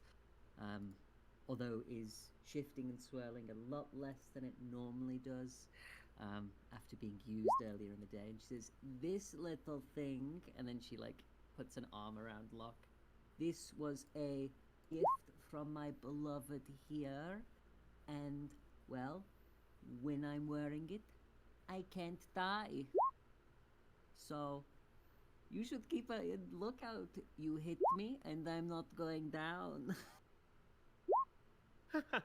Brenda will laugh. You know, when I die, I don't die as well. Oh, really? I mean, I don't, I doubly don't die. Even if I didn't have this, I'd come right back. Come Oh, on, we it's so have so much cool. in common. We should hang out at some time. Oh, totally. You know, have you ever been to the Adventurers Inn? We hang around there all the time. Interesting, interesting. Okay, so what is gonna be next? Oh, we get to pick. We get to pick. Okay, okay. What do you think? Ogvar, do you want to go with the thing that you said? Yeah, you keep wanting to go, big guy. Go ahead. Okay. I mean, there was like this horse that was like made of fire, and it like went to another place when we were fighting it.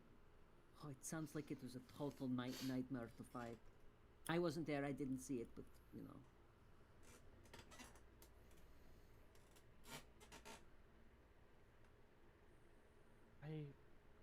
Oh yes, and Bernadette will stand up. I thought that. A nightmare, pun intended. I assume you didn't until that was a cool one. I see. So yeah, actually, my first quest was in the Underdark.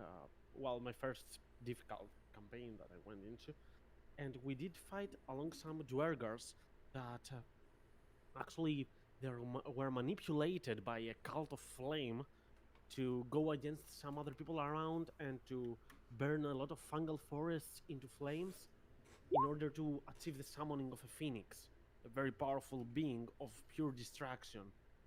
And when we did fight the Dwergar overlords that were there, they did realize that there were some devils behind this. And one of those powerful, very powerful devils was riding a nightmare.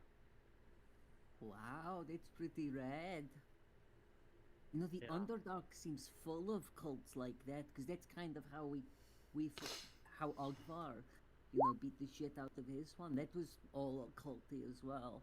It's strange, but I wouldn't say they're cults. It's more like they are their religions. The religions of the Underdark are mostly demon lords and devils.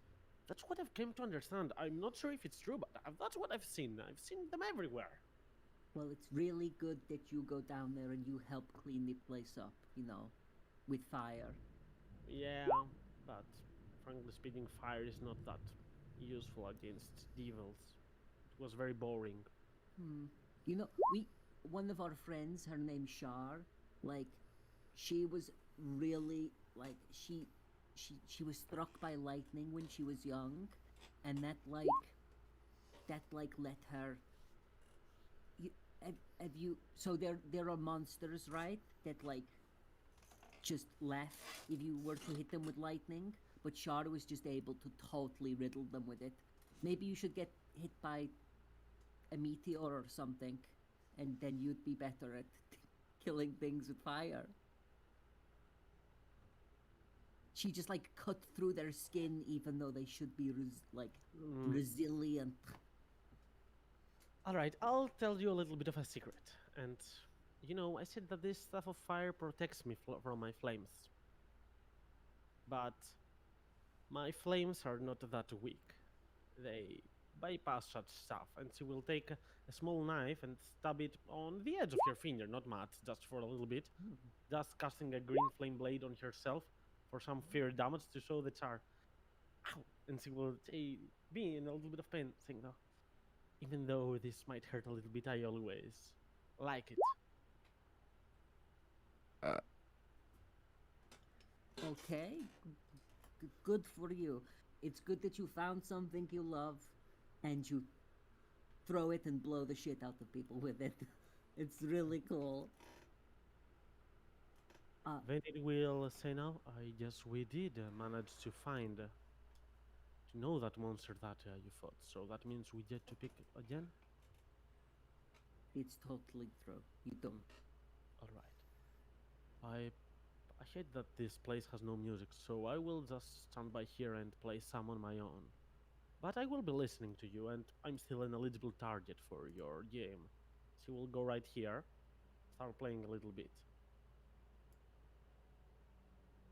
And as that is done, Miranda will get a little steps forward so that you can get all a bit closer to their team if you wish. As Brunhilde will look at Tapi. You come from a Feywild. A lot of magic stuff in there. Anything interesting on your person? Tappy will tilt her hat and show them that she has a hat of disguise, as she will turn her hair from bright blue to bright orange. Well, that is kind of an interesting one, but expected of the fake creatures like you are. How old are you? Actually, she's gonna turn into an exact copy of Bernadia, except with bright orange hair. Hey, I'm more beautiful than that. Stop that pure imitations. And as you do that, she is actually going to start imitating your voice. An actor, as she's gonna go like, I am Toppy and I can transform myself to whoever I want. Yes, is that I how can. it works? And she will laugh at you and, a very easy slap on your shoulder, like laughing with you and pushing you a little behind. Well, it might not be on your own mannerisms. She seems to be a bit kind-hearted and relaxing that way. As Brunhilde will go, okay, I guess I have one story of mine, so might as well tell this. Oh, wow, Vayne is gone a little intense. Anyways, it helps with my story. So, have you heard the name and idea of... You've been in the Underdark, you might have heard. Mind Flayers. Oh, yeah. We, Floaty Noodle Dude mentioned them, right? Do you guys remember Floaty Noodle Dude? Yes, I very much remember him. The swamp? Yeah, that thing, it mentioned them. I mean, it mentioned them, but we didn't fight one. No, shh, don't say that. I can allow for a deception or a performance check if you wanna try to describe I mean, something. Ogvar deliberately said that. He said that out loud. Yeah. The first thing he said out loud at the table, basically. Yeah, it was, we haven't fought a mind flayer. I'll give you disadvantage if you wanna cover it, but you can try. Mm. Okay. You gonna take it, Jeremy? No? Well, I'm not trying to deceive. Oh, yeah, okay, He's okay, asking maybe- for a not deception Nina. check from someone who actually doesn't want it. I don't think Nina can cover that out loud statement. She's just like, shut it. So no check? No check? None from me.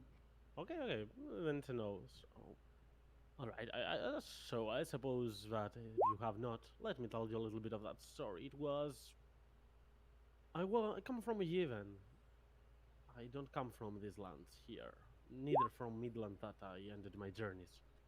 And I was working in some towers of magic, and on my last years of my studies I've been a lot around the borders, closer to there.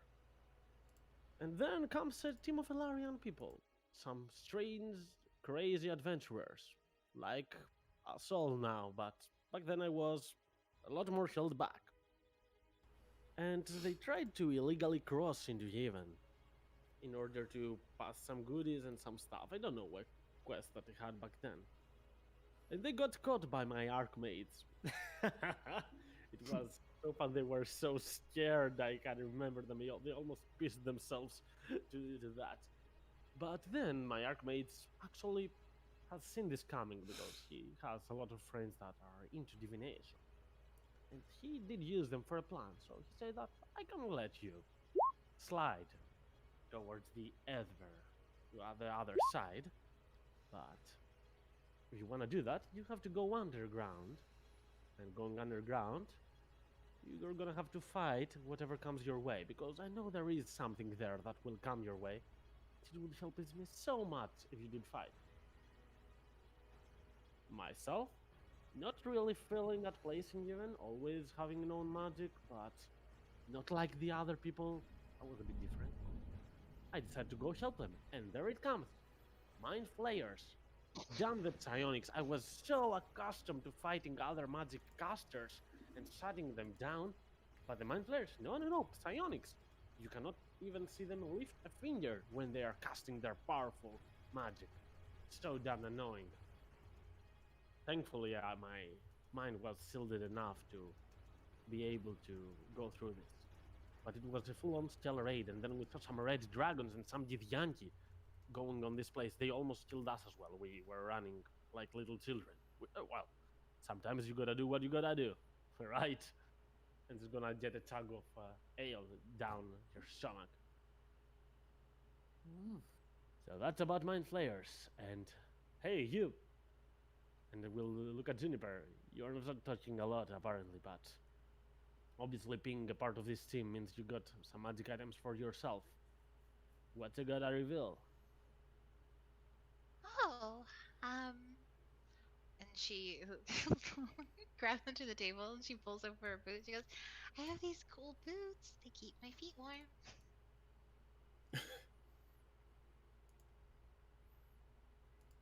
Sorry, Juniper, I didn't hear you. Sorry, I didn't get you. She says she pulls up her boot from under the table and she goes, I've got these boots. They keep my feet warm. Huh. This would be amazing in Grooven. I know a lot of dwarves that would die for them. Nice one, nice. Grooven. You're from Grooven? You go to Grooven? You visit Grooven? I am from Grooven, but I haven't been for several years because, you know, magic is not exactly stunted upon, but a lot of dwarves don't understand the preciousness of magic overall. And damn elves, they always think they're better. So I decided, well, it was a bit childish back then, kind of a grudge against an elf, to prove that I can be a better magic wielder than that person. And then I studied in Yevon for around 20 years, and now I'm in Midland, so actually I haven't been in Grooven for more than 20 years, 25.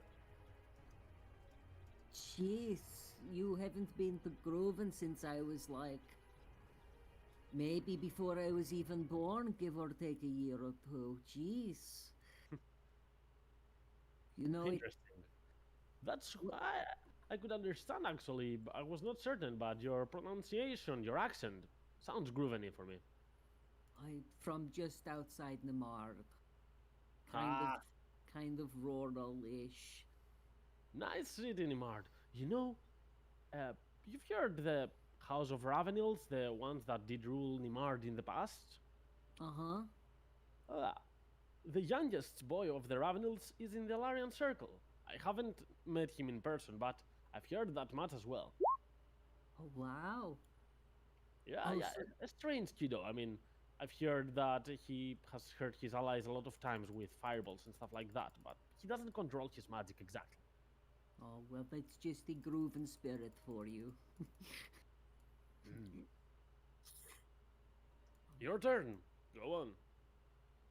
Okay, we need to think hard about this one. We've screwed up a couple of times. You know, we'll start whispering to Locke and Brain and like lean across the table to Juniper and Ogvar and Tappy and be like, oh, we mentioned a dragon at the very start, and one of them said they'd never fought a dragon, but do you think the others would? Why don't we just be specific and say the mushroom dragon? a fungal, like a Zugdamoy dragon. It's kind of cool. That's good. That's good. That would be a good. Oh, we also have Sled, right? Sled's a good one. What about those snails that screwed with our heads in the Sphinx place? What about those weird things that the Sphinx sent us to? The things with the mouths that look the ugly monsters that like pretended to be each other. I'd be very surprised if they've seen any of those. What were I guess we agreed that we could describe them, right? If we didn't know the name. Should we go with that one, do you guys think? Yeah, I think that's a good idea. Not the best memories, but it's a strong candidate. No, but winning's all that matters. We'll look up and say, so we talked about this at the start, but we don't know the name of these things. But Do you have any illusion magic to picture it? Ooh, Ogvar shakes his head. He does not want to see. All right then, be our guests. Nina has minor illusion. You can assist each other. Nina will minor illusion what she can, like a small figure of the quadrupedal, with like long body, like it would be a small like hand-sized figurine, essentially, just with a very strange face, just with no real discernible detailing because it's just a dark shadow in the palm of a hand.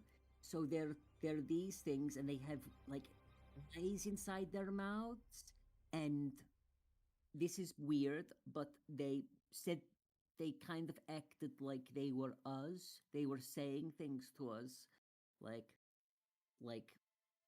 as if they were like so old, like thousands of years old or however long, and like magic didn't work when we were in front of them, kind of like what you said with your beekeeper thing.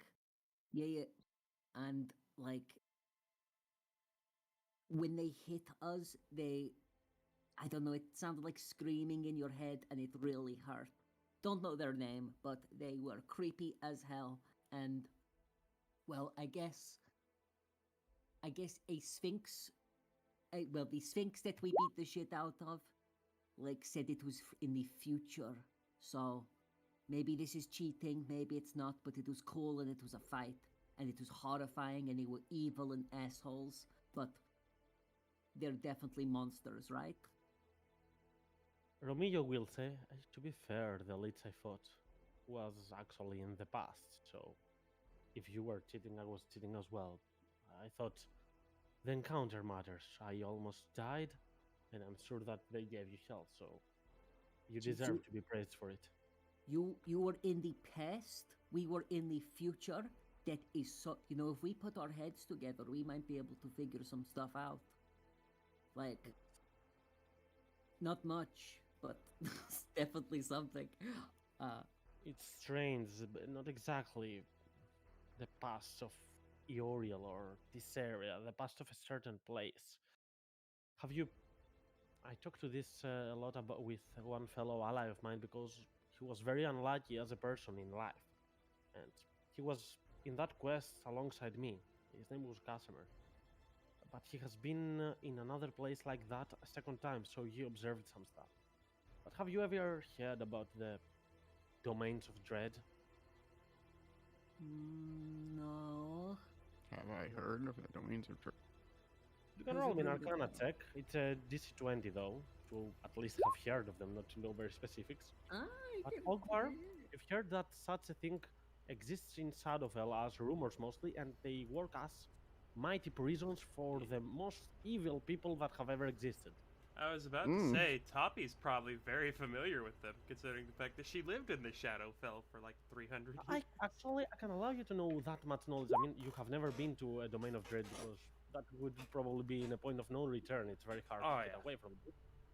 But you do know some stuff about it. If you know out of character as well, I'm fine with you saying.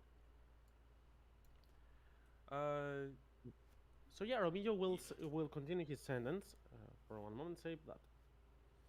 So I've been in Sats, and that leech I'm talking about, he was the Dark Lord of that domain.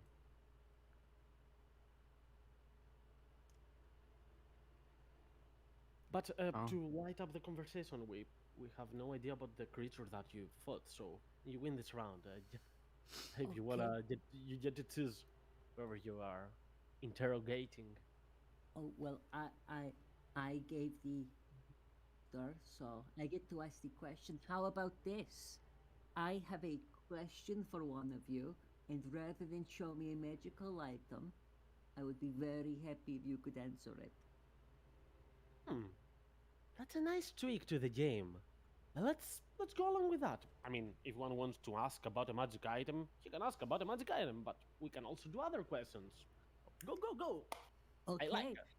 Nina is going to. She half stands a little bit to look over Locke and Bernadette and points at Vaynet and says, "You over there playing your beautiful little uh harp flute violin thing. I have a question for you. Come to the table. Come sit." And she points to the seats that her and Locke are formerly occupying. And it will join you whilst not stopping playing the violin. That definitely seems magical.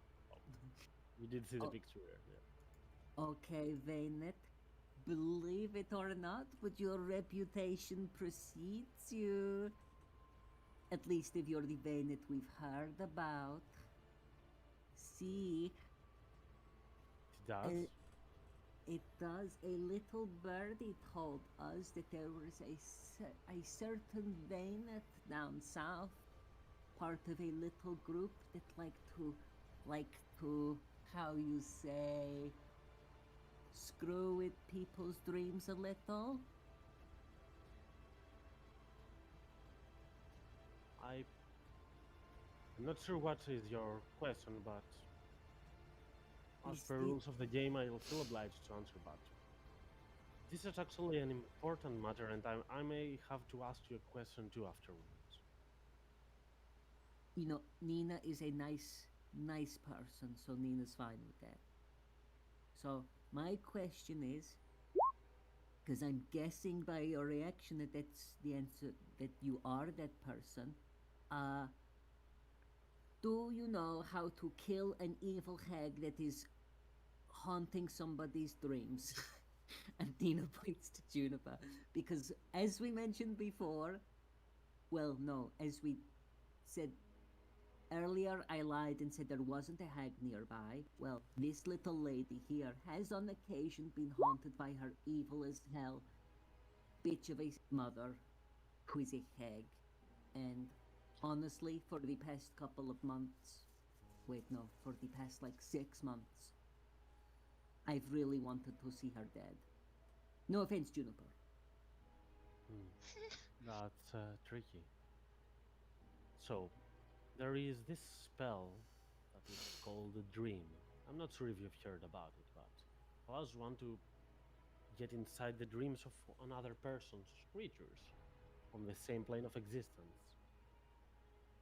But what if I told you that if you get into like a really deep slumber, you can reach even further dimensions and reach people in other planes of existence as well?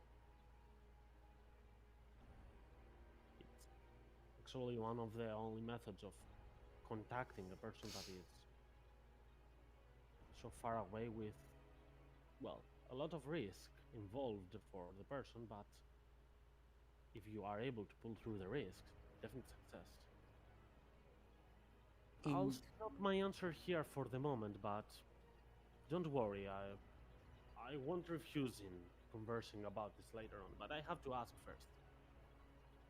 In the arena, in the fight before, as you fought with some strange people, and from them some quarry emerged. I learned that these people were aiming for me. They wanted to win you and fight us at the finals, to assassinate. You know, when you go on the dream world too much and you get against a lot of people, there are some beings there that don't like you using the place that they consider their own, just by the quality of being there first. I've been a dream watcher for quite a long time. I've lived a bit more than I seem in there. But as I said, it's very dangerous. One of these dangers is the one that you did see yourselves the previous day. And I'm glad that you dealt with them. And it makes sense that they have heard about me, and you've heard about it. So I might ask, by what means do you know about my name, or who else might know? Because it's not like I advertise it. I've done some, not exactly evil stuff, but sadist stuff. I mean, Well, we heard that you convinced someone who is royal to quit being an asshole. Is that true? it is. Not on So- my own, but we did it. Shady, sure, but that's not a bad thing. It's a good thing by what we heard. Depends if you are a royal member or not. Obviously, they wouldn't understand it as a good thing. Now, who did we hear that from? Hmm. It was Now, I have it in my head that it was Siobhan. Yeah, I I- thought Siobhan said it. Yeah. multiple people but- said. I think Siobhan and like They did some of the from wizards. Caborn. And the society, from these two, you've heard it. Oh, the society. Yeah. Okay. These two. Psh, society. Society capital S. Nina says, oh, well. Nina's not going to throw Siobhan under the bus. Nina considers it and then says, well, there are groups of people that are quite in the know. And from one of those groups, one close to myself, we heard of you. We didn't go seeking you though, we were just, well, we wanted to know anything we could about the invaders of people's dreams, and your name came up. I could introduce you later if you wanted. No, I don't want to be annoyed. I'm venturing the dream world as a means of potential that I haven't seen in life before. My life used to be very dull and dark all around. I tended to dark powers myself. I don't regret that, but I like the more dreamy tone that I have lately. My friends have also been saying that I'm a lot more fun now. You know, I used to live in my dreams. Like, it was the only thing I really had to look forward to in a day. But I learned something better. I learned how to enjoy my living life, my waking life, as much as those dreams. And, well, maybe those people could help you too. Is that just an idea? Perhaps I can assist you. Looking at Juniper, it was you, right? Yeah. Though, I must assure you, this is a means that has a lot of troubles. Though I will, if you choose to take that path, I will warn you of this all. It's not like you will learn them in the way and regret the moment you came in. But it's very easy to be heroic when it comes to saving a person and not understanding that an imminent danger sometimes is more prominent than one that is to come in the future.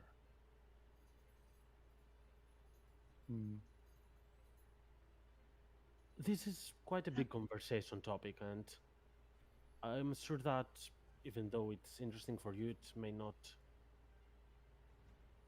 be the proper place to do it. So I'll tell you this.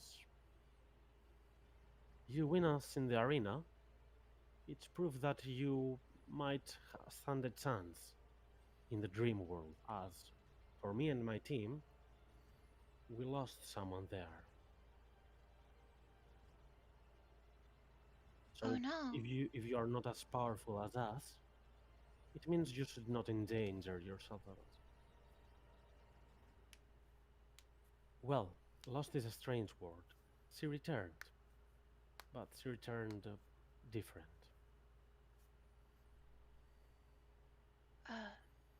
Different how?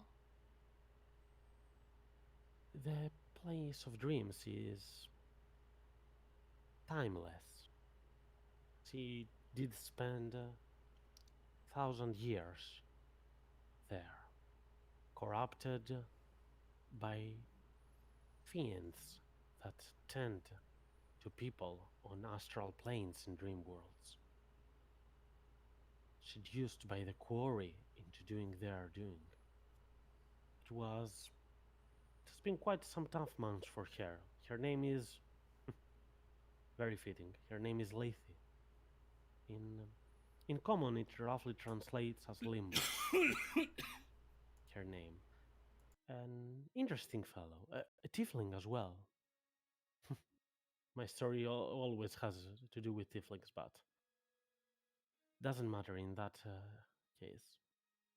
Anyways, she is pretty fine now, but the sufferings she's been through is something you don't want a friend of yours to go under. And I'm saying this being tormented myself a lot in the past. I'm not an unknown person when it comes to torment. Well, you said those quarry are hunting you, right? Yes, that's true. We easily defeated them in the arena, and a friend of theirs, she'll nudge Ogvar. Yeah.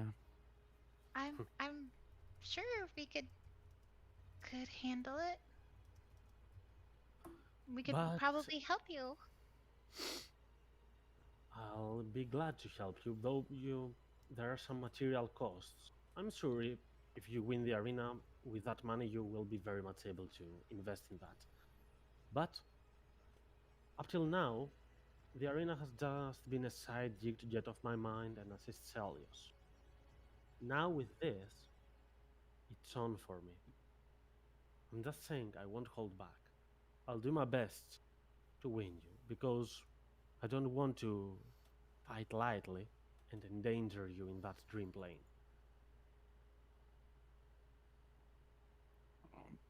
No danger involved. We'll smother y'all.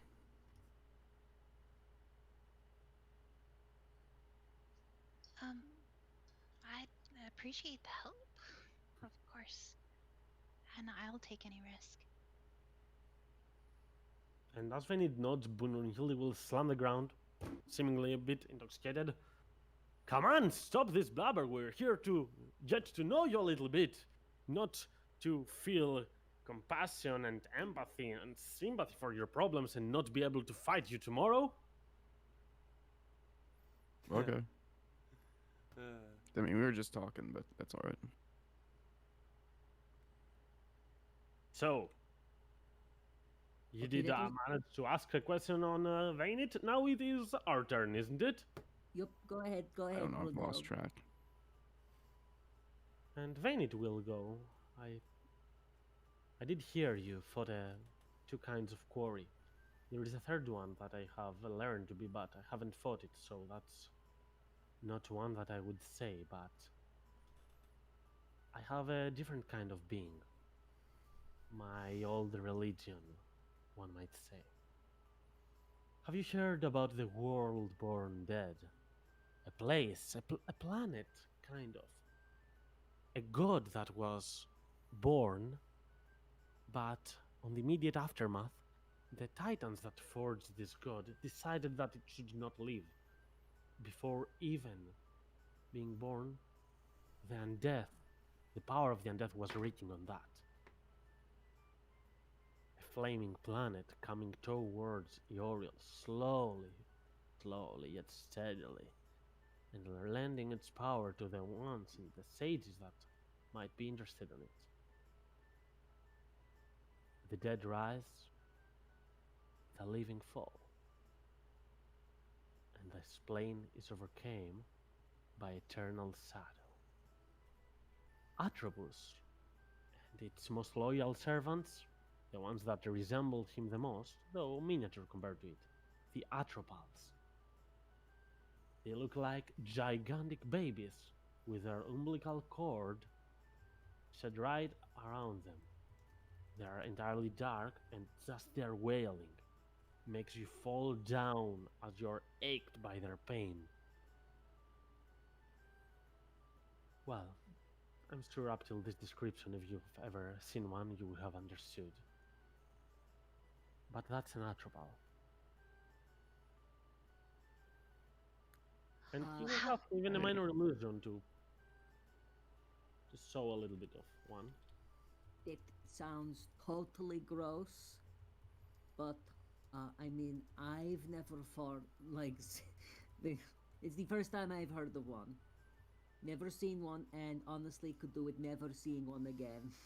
So she looks away from his little minor illusion. Oh God. Totally gross. Yeah, this is way better than the conversation we were having. Wow. As Venid will add, to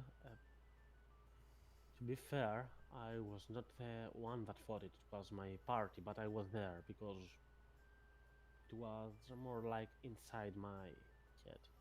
But when you get into deeper dream worlds, things stop being exactly dreamy. They are more real than you would understand. Well, that will be explained on Dream Worlds Explained 101 on another day, perhaps. This was a joke, you may smile. Oh. Uh, Okay. You get to pick. You get to pick because I don't think any of us have seen a weird, evil, moldy baby before. I don't Yeah, think so. pretty spot on there. I have a question, Brunhilde will say. And the department will nod, pointing toward Ogvar. Ogvar! I haven't seen you in combat, but I've heard some rumors in the combat. And as much as I hated the Mind Flayers for using psionic magic, I did hear that you also use psionics. Is that true?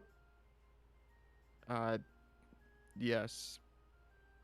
So what is the origin behind this? Not people are not born innately with psionics. Oh, they aren't? Are you a Mind Flayer? Don't think so. Then no. Not innately at the very least. So, is there some kind of family background that you had other psionic casters? Were you friends with a strange dragon? Or Mind Flayers messed with your mind?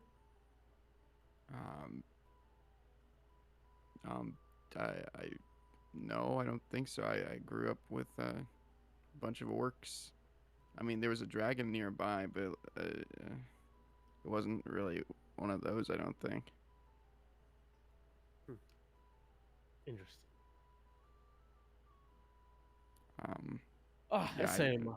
I really wish to find a more interesting answer, but I guess if you don't know, it can't be helped.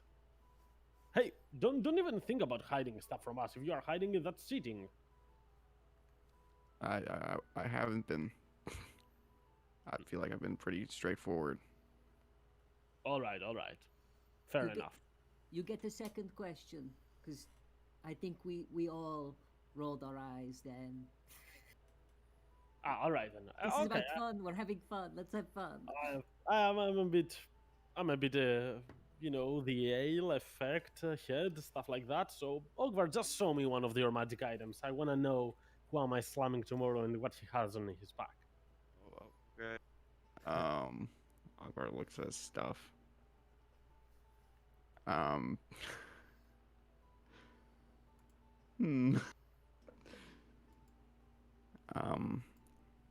Yeah, sure. Akbar will basically just do the same thing as Toppy. Why not? And he'll look like Nina. His typical trick. Nina's eyes will will flick from Locke to her to herself across the table, and she like leads her as, "Hello." It's my favorite trick. So what's going on? Each and every one of you is able to disguise himself? Well, yeah, I mean, I got it because, like, before I came to this place, people didn't really like the way I looked. So, like, just in case people wouldn't like the way I look, I have it.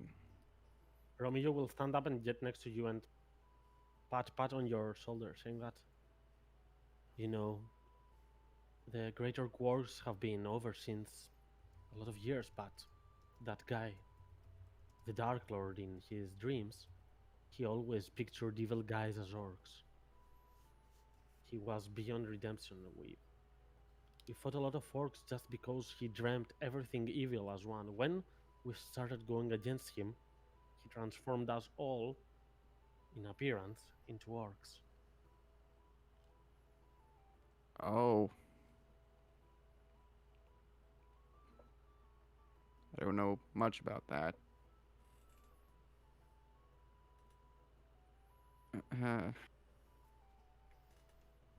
Well, thanks for the reassurance. I guess. I'm just saying, it's very easy to feel guilt for something that, I mean, logically you understand that you're not evil, but some feelings might still linger because a lot of people have said that about your kind, and I don't think it's easy to get rid of that guilt. And I'm just saying that some people are just dumb to think so. Yeah, He was I- elite and he thought orcs are evil. What the? I mean, Yeah, I know. Thank you.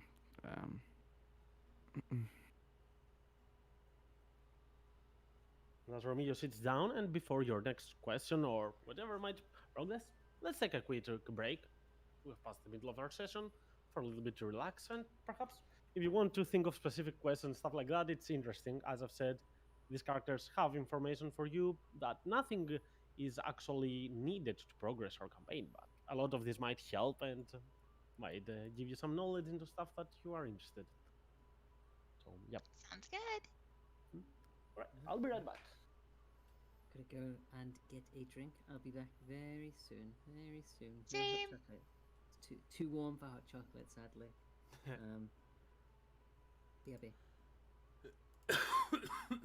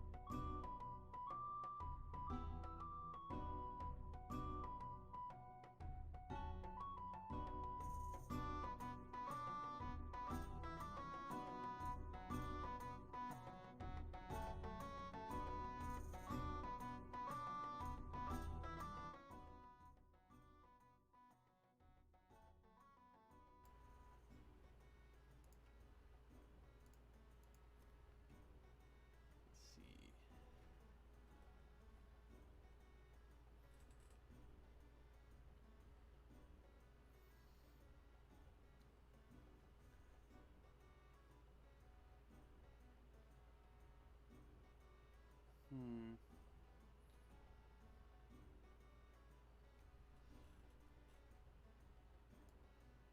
So I'm thinking bard, sorcerer, barbarian, maybe a fighter?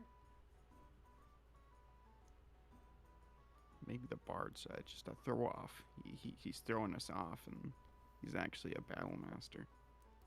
Oh, that could be entirely possible, yeah.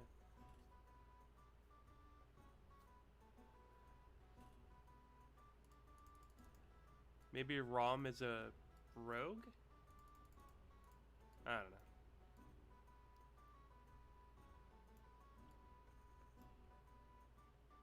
Sticking by my guns. They're all level 18 wizards. Oh, that'd be horrifying.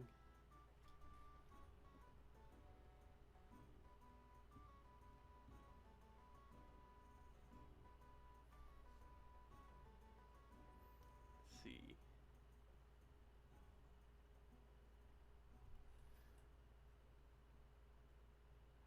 was about to say, why is Bernadia hurt? But then I remembered she stabbed herself. It's for fun though. It was okay.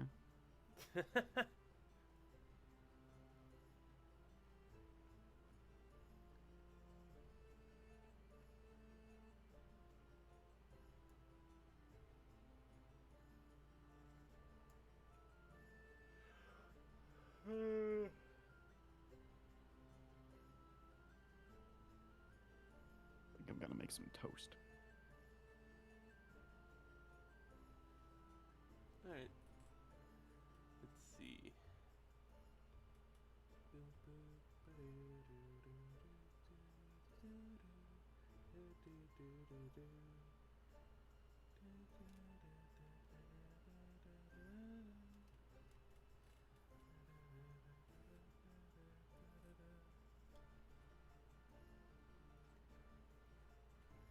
I really like this playlist, BG.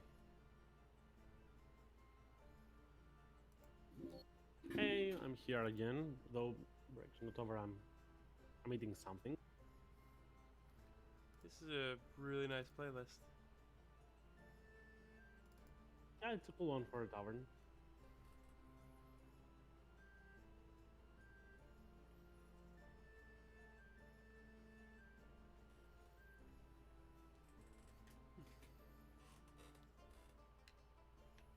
I was just theorizing the classes of the. Oh yeah, you were just. You think they're optimized. I'm back. Hello. I return. Hello. Did I miss anything? Just me theorizing as to what these people's classes are. Oh, well, we got a bard, right? We got Yeah. a bard up there. Bernadette strikes me as a rogue, and I don't know why. I know the I- picture's very sorcery-y, but I get rogues in my head. I am eating right now, but I can hear your theories, and I would like to. I Oh. would like to hear you elaborate on them. Just a hint ahead of time: they are not the same level, each one of them. There are from level 8 up till one more from you, or perhaps one. One Actually- less than me, or maybe two more. Actually, Vanit is level 11. Is the only one that is that Mm. high. But I Nice. have two of them that are level 8. Um, So yeah, that's how it's balanced a little bit. so Most scarred ones are level 8. Celios is you said Celios is the brawler. I kind of feel like he's maybe not a monk. Maybe he's like a fighter with the unarmed fighting style, or Yeah, No, I figured he might have been. I figure Venet is a bard, Bernadia is a sorcerer, Brunhilde might be a barbarian.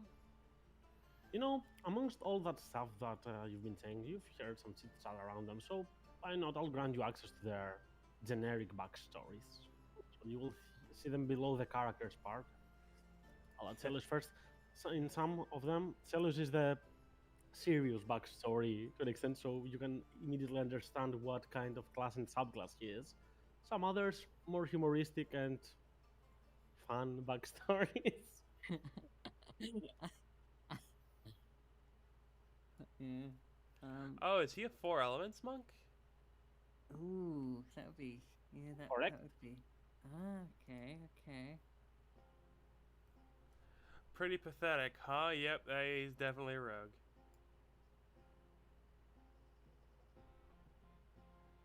Oh my You would- god, I'm loving Brunhild. What is this? Oh my It- god, Brunhild is the biggest backstory. I'm loving this. Oh, she's got her own song. Aww. That is amazing. Not exactly her own song, it's the Bells of Notre Dame song, a cover with changed lyrics. I love that so much. Wait, where Oh. you guys seen this? It's In- below your characters on the index tab of Roll20. Ah. Nice. Wow.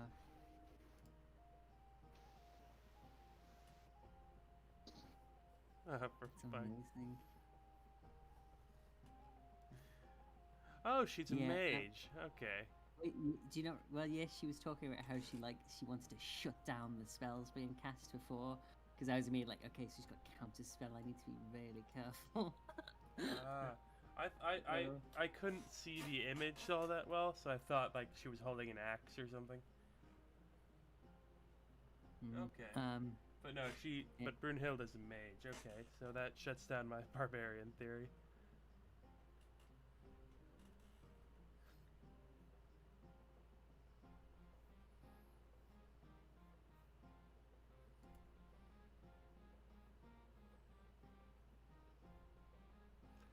Oh my god, every line I read from Romillo is just the edgiest shit ever. Will you look I at wanna- that? Pathetic, huh? Wow. That's Uh, actually the opening to Emperor's New Groove movie. Yeah, I was looking at that and I was like, this is so familiar. I'm like, what is going on here? Oh my god. Yeah. She was the Yeah. one to save me from my darkness, and now I'm sworn to protect her. I was enough to prove my innocence, but not nearly enough to keep my nobility title. But I don't care anymore. I love Edge. It's my favorite thing. As long as he doesn't hurt himself on it, I guess. Yeah, it's one of my characters, one of their backstory associates. Their name is Void Despair. Full name Void Darkblade Despair. Did they name themselves that, or were they named that?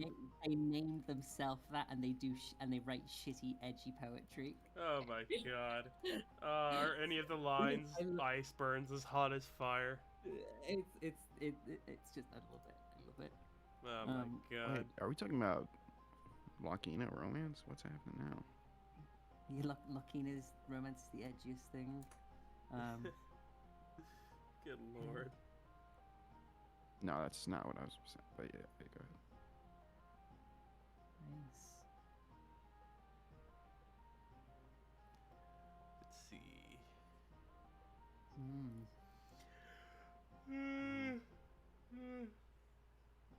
Easy. Oh, BG, do you take playlist requests for this D&D playlist that you've got? Sure. There's a track that I think would be really good. I'll put it in the Actually, you general can put yourselves if you type the command like I do. Oh You- god, Nina, why? I'm not gonna put that one. No, I think it would be good just thrown in there at random. Why? You would actually traumatize me. Holy shit. 1 hour version. Can you imagine trying to play D&D for an hour while that plays? I would leave. I would just leave. Mm. Fucking wasps, man. Algor, are you here? Oh yeah, yeah. No, there was is talking. this, now that we're adding songs from YouTube and stuff like that. I remembered an old video that is very fitting for Heinrich. I won't add it on the playlist, but I'm sending it to you in Discord. It's the worst thing possible in the world, but also the best one. Oh yeah, I seen that. Yeah. If I could get this like on a soundboard, I'd definitely use it every time Heinrich roars. We had not a were rat, but we had a campaign against some were rats a long time ago, and we had this as a background song whenever we fought them, and it was the funniest thing that has ever happened. Even though the campaign was overly serious, it just ruined us all.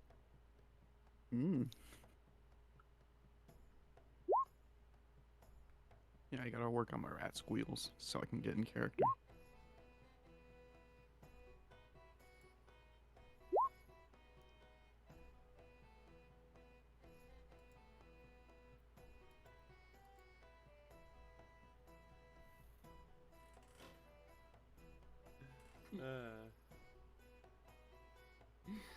I feel like you've tried to I feel like that we've tried to murder that like almost every single group that we've fought against in the arena.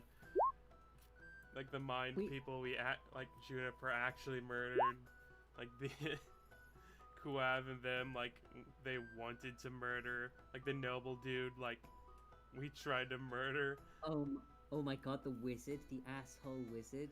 Yeah, I think we've tried to actually like- murder people like nearly every single group we fought against, except Have for we? except for the first one. Yeah, we've I think I We haven't killed anyone. Like we haven't Yeah. tried to kill anyone Yeah, except for but- yeah, one but person. we've remember the definitely asshole tried wizard, to though. the one that was mean to the goblins. Yeah, but we didn't try and kill him. No, Nina wanted to kill him though. Yeah. Nina, Oh. Nina, like like that was he was mean. Well, I do you know, not remember that. Yeah. Well, no, I say wanted to kill. Like, didn't want to like go to his house and smother him or anything like that. But in the arena, if it was possible, Accidents happen. wouldn't have shed any tears. Yeah, wouldn't have shed any tears. No, they probably would like turn the cameras off.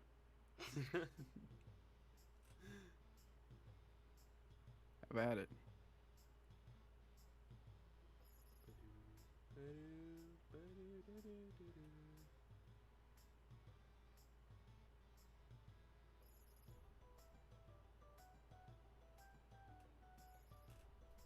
Ooh, I really like this song. They've all been good. They've all been very good so far. It's very bouncy.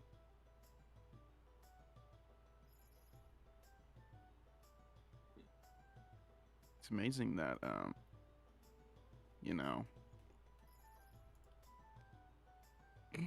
that Vaynit can play all this just on the violin.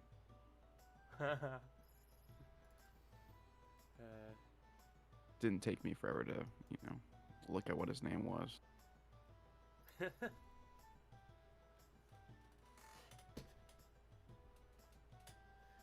Creepy little fucker.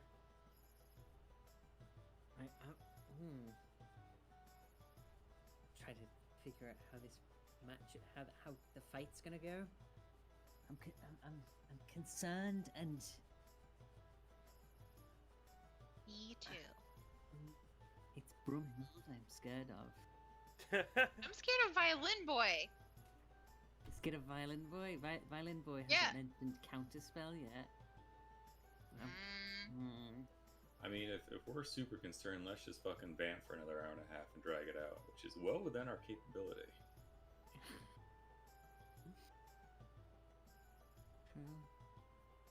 Hmm. I mean, we're just sitting here talking about all this like we're actually gonna plan, which is, come on, guys. Ridiculous. That's fair. Gank the one in robes. That's what we've learned. The issue Gank is the one in Celius is wearing robes. robes, so we're gonna Yeah. get confused. Mm. Yeah. I feel like Celius and or whatever his name is and Locke are gonna go at it first. I mean, that's what we thought about co-op too, but Hmm. So, food is over. I'm ready to continue if you are as well. what'd you eat? I eat some potatoes Mm. as a snack. It was not a dinner or a lunch or anything. Mm. I love slicing potatoes and putting a little bit of cream cheese on them. Some honey mustard and stuff like that. It was cool. Ooh. Complaining. Mm. Anyway, are we all here? Curtis is present. Yeah, I'm here. Brennan? Yeah, I'm here. Vlad, Kat? Hello. I'm here. Nice. Then let's continue then as you are. Still in that place. And bottles of beers come around and ales. Some nice food. And overall no poison attempts. That's on the plus sign of things. And now you're gonna think about it. But still, it seems like it's going nearly. Seems interesting that those have been interesting in getting to know you. As Nadia, one more round, go, your turn. Jeez. Okay, guys, what kind of run? Should we just go with sled? Do you think We it's too fought like a easy? fungal dragon, a dragon with like a bunch of mushrooms around it. Yeah, say that dog part exactly like you just said. I just said it aloud. Oh.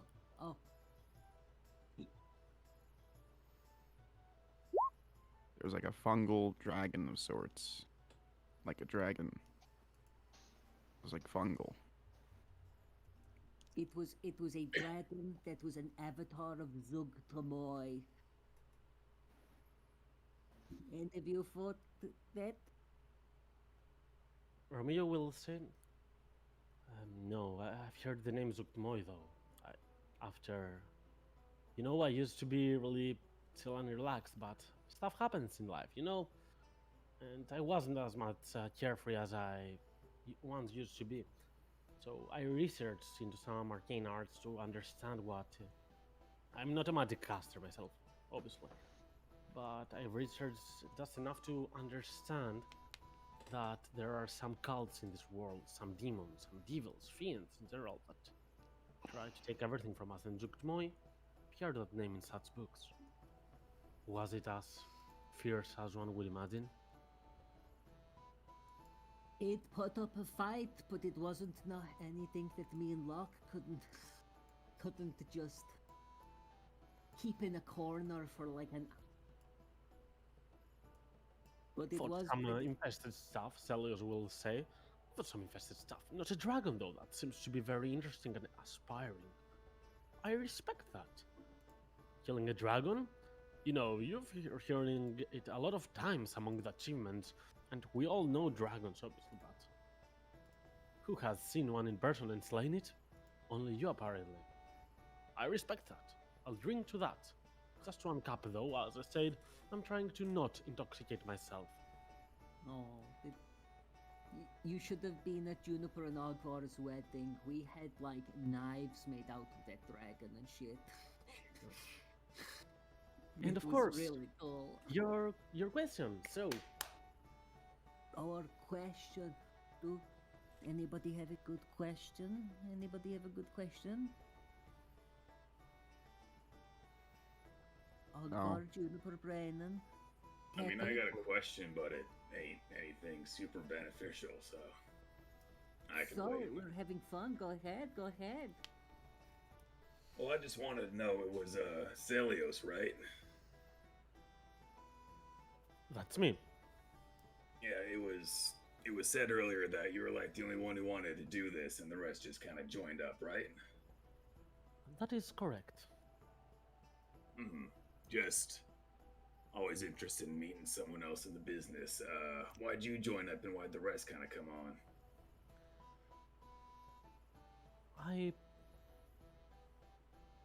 Well, to understand that, I need to tell you a little bit more about myself, perhaps.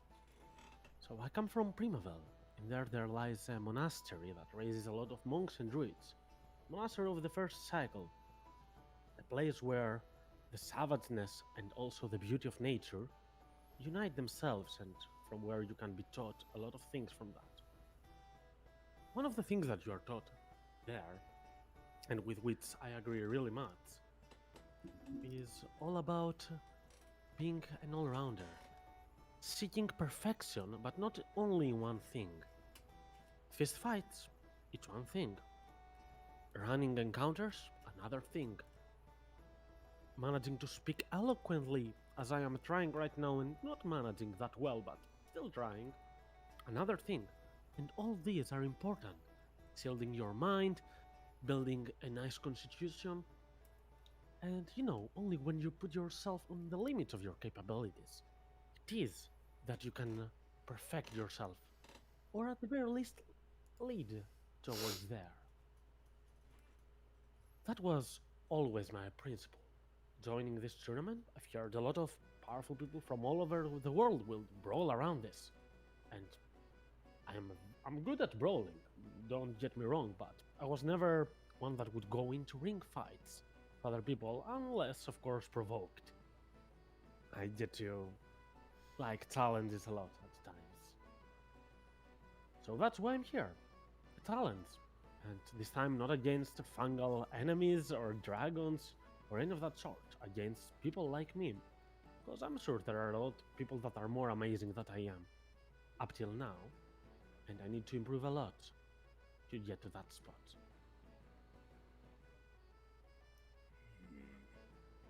Nice. I like that. It's a good answer.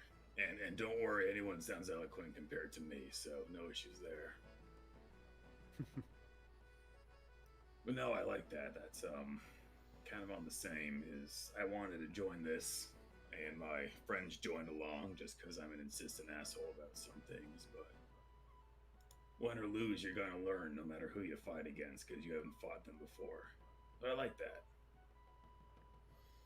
Well, for my friends, money was also a nice incentive.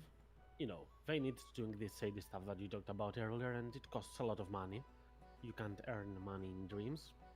You need to, though you need to spend a lot to get in there. And the other people, I mean, we're adventurers, an adventurers guild, doing quests and getting money. That's all that it is about, so it was pretty easy to convince them, but yeah. I'm glad to see, though, that your people don't have that much of an incentive as well. It means that in each team there will be one strong-willed character and 4 weak-willed. Makes it even, doesn't it? Oh, Well, unfortunately, I think we got you a bit overwhelmed on the strong willpower there, but it'll still be fun regardless tomorrow. we have all the incentive in the world. We have other people's futures in the palms of our hands. The money from this tournament will go to build a beautiful place free of like Nina takes a few seconds to think and glances towards Juniper and Agva, of prejudice and shoehorning people into ways of life that they don't want. It'll be freeing. It'll be amazing. Ha! That's nice, Brunhilde will say. Perhaps you could also have a lot of dwarf mages to prove the world that we can also be strong in that regard. Oh, sure. Totally. For everyone. Yeah, dwarves too. Orcs, dwarves, goblins, ogres, abyssal mushroom people, abyssal mushroom babies. Who That's else? Ogvar? very weird, the last one, but I'm gonna just skip past through it because the other stuff was interesting. You know, I'm quite adept at masonry. I could perhaps help you with that. She has proficiency in mason's tools. Oh? Yeah, it looks like you're really good. Well, Point still stands. She's proficient and has intelligence, right? You know, I mean, I don't want to put words in your mouth, Ogvar, but I'm sure Debris would appreciate any other dwarven craftsmanship. Debris? Who's yeah. that? He's the fella that's laying out the foundation, per se. He's an architect. An architect. Mm-hmm. I've heard of that name. Hey, that's a good one. How did you land him here? Should be quite costly. Oh, you know, I have friends in many places. Interesting. Interesting nonetheless. Alright. Having said that, let's go on to the next question, perhaps. As Brunhilde says that, and with whom haven't I think Vaynit hasn't said about any of his encounters, so let's... Oh, Vaynit said the Atropal. Bernadette said, I think all said one, so let's go once more from the beginning, and Brunhilde, as he was speaking. Okay, as I said, most of my encounters have been with Mind Flayers, but they have not been the only ones. Quick question. I haven't fought a dragon, but if I have fought a dragon but a different kind, does it count as a different one, or you still get points for it? Shrugs. You know, this is all about fun, so let's not get caught up in the details, right? You name a thing, if we haven't fought that kind of thing, then sure, go ahead. Alright, I will go on something very much different. I think it was 1.5 years ago that we ventured with a ship a bit southwards, not very far away, into an island. That in there lied a huge cave of some of the oldest fire giants in the world. And we fought them. You know, dwarves are amazingly good at fighting giants, but to your surprise, giants are also very good at fighting dwarves. They have trained to it, these bastards. But still, we managed to run over them, and in the end of it, we emerged victorious. Though there was a half orc that I do owe to her a lot in that quest. I mean, I've never fought a fire giant. So, any of you guys? Has Tappy ever fought a fire giant? Were you part of a party before? Because alone you wouldn't be able to win some of those. Oh yeah, no. Like this is not her first party. She's been out and about with several. from Okay, Titania. I'll roll a d20. Let's play it at random. If you have 15 or more, we'll say you have. Ah. You might have been close to fighting one, but you didn't fight him eventually. She fought a Came hell round giant. Came round a corner as some people killed a fire giant. She's fought a giant, just not a fire giant. Damn it, close enough. As Brunhild will say, well, it's something we dwarves are quite proud of. Giants are not an easy task to deal with, but if you know their weaknesses, and frankly speaking, they are quite dumb at times. Not all of them, but fire definitely. They're just strong soldiers. Nothing other than that. Jeez, you sound really like you have no weaknesses at all. That's amazing. Well, we do have weakness, obviously, but we're not gonna tell them to the ones we were fighting yesterday. We don't have that specific weakness. Oh. I hadn't even thought you would. I wasn't gambling on that at all.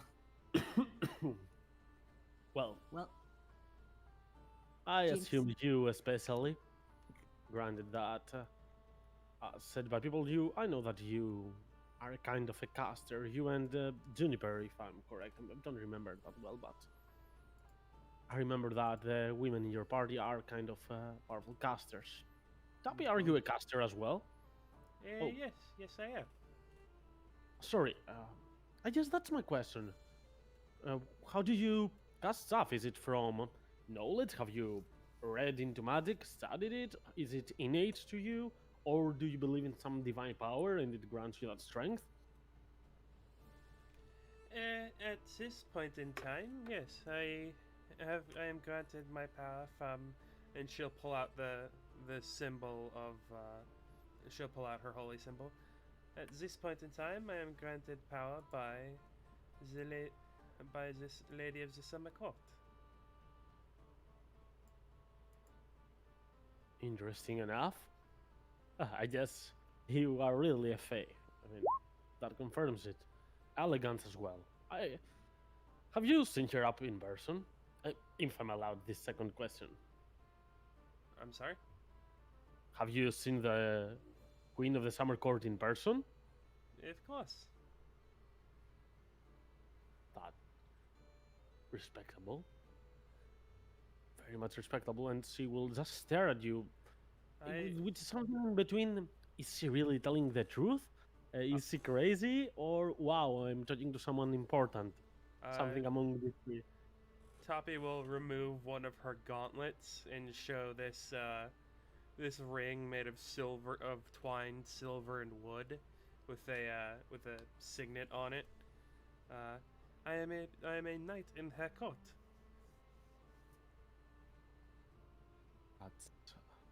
That's respectable. Good for you, I guess. I don't know what to say in such stuff. I was not prepared for that answer. Tappy will then put the gauntlet back on. Continue eating her sandwich. Okay. You just got an extra question, Brunhild. Here's one from you. For you, who's the coolest person you've ever met? Coolest person I've ever met. That's a tough one, but I believe it was that half orc that I talked about previously. Her name was Silgre. She came from far south, from the 18th forest, I believe. Okay, you would expect that one brought up in a savage land with Etins hunting around and a lot of hunters and animals, vicious ones, to be savage and brutal. And she was, don't get me wrong, but the extent of her spirits, damn it, I got goosebumps every time she charged into combat. I mean, we found an imprisoned red dragon, not a very big one. And the first thing she thought was not if we should release him or not. She thought that the question in her head was, should I ride this lizard or not? And she did. She fly. She managed to fly with this creature and set its flames upon the giants, which was useless, as you imagine. They were fire giants, but But I she bet it was did cool. that. I bet it looked really cool, even if it didn't do anything. It was. I was like, what is this, a Githyanji? But no, this was still that Hathor. Amazing girl. I totally sleep at night with her. Oh, Wow. You'd really like. We have a friend called Kayana. She's not a half orc. She's a full orc, but she has red hair and she's amazing. It doesn't have to do with the looks. I mean, as long as one charges into battle, they have my attention. Boys, girls, doesn't matter. Well, I mean, I meant more like. I don't think she'd just jump on a dragon and ride it, but she did, totally marry those two in the middle of a fight with a dragon. That's a different kind of badass, if you ask me. Bernadette from the other side will not overkill. Brunhilde, too much information, too much. And yeah, Bernadette, hey, well, we were saying, so wanna go for another round, or perhaps change the game, or you might want to sleep? Well, what's the deal with you? I can go all night. Mhm. Drinks won't slow me down in the morning. Fair But enough. what about the rest of you, though?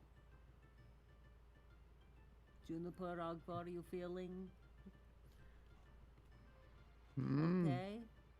Well, I'm Hey, not you fighting, still so ha- I can you do s- anything. You still haven't touched your drink, Ogbar. Your mug's just sitting there. I'm very aware. Are you thirsty? No, I'm kind of. No, I've had some water. That's nice. I'm good. It's nice. The water is nice, is it? Yeah. Yeah, tasty. I mean, it's not tasty, but it's water. Like I'm not. Mina yawns loudly. Right.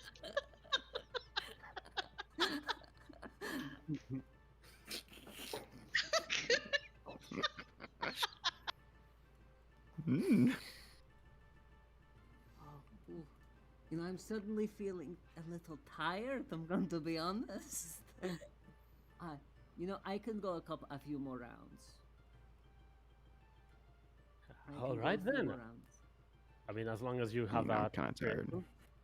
Sellers will say, of course, but I'll just be drinking water in the meantime. I hope that's not bad for you, but I want to balance things in general. Do I have to yarn again really loudly? Is that what they have to do? She does again. Okay. I mean, if people are slowing down on the drinks, then maybe it's a good idea for us to do maybe one more question each, and then we'll go. Well, Right. You did start the questions, right? We did. Yes, we did. All right. So yes, one set of questions sounds fine. So, you just said fire giant. You didn't ask anything, right? They- Didn't what? They asked Tappy twice. Oh, you asked Tappy. Okay, sorry. Mm. Okay, then it's our turn. Okay, we gotta name something. Should we just go with sled? Although that dude said the thing that Merlio says, right? Gith. So maybe if they know about Gith, maybe they fought sled. What do you guys think? I don't know. Should we go with the giant weird snake monster from that cave? You know, Oh yeah, the one do that that came one. out of the circle. Okay, how about this? A absolutely huge snake, and I mean, think of a giant snake, and then like 10 times bigger, 10 times, 100 times bigger, like the size of a cave, like 10 locks stood on each other, and who knows how long. One of those coming out of a summoning circle. You guys ever fought anything like that? It was monstrous. Didn't it have like a person face on it too, if I'm remembering? I don't know. I was too busy watching you like beat the shit out of it. I think that was the Yeah, thing that's that fair. summoned it. I think. Yes, Oh, it the was. Naga had the face. The Naga had the face. Yes. But the giant, the probably is- massive snake. Yeah, which is probably more out of the norm than a big snake. That bastard nearly killed me with one bite. It did. It did. We saw that. It didn't even Honest- bite me in a place to be fun. It even like it did a number unlock, and it's saying something. You guys ever fought anything that like that? And they look on to one another, understanding that no one has fought something like this before. If that's a no. I guess it is. Okay. Then how about, going to be honest, little scared of that little violin that you're playing, Bennett. Let's see what magic item Bennett has. Which one? Your choice, Bennett. You've already shown us one.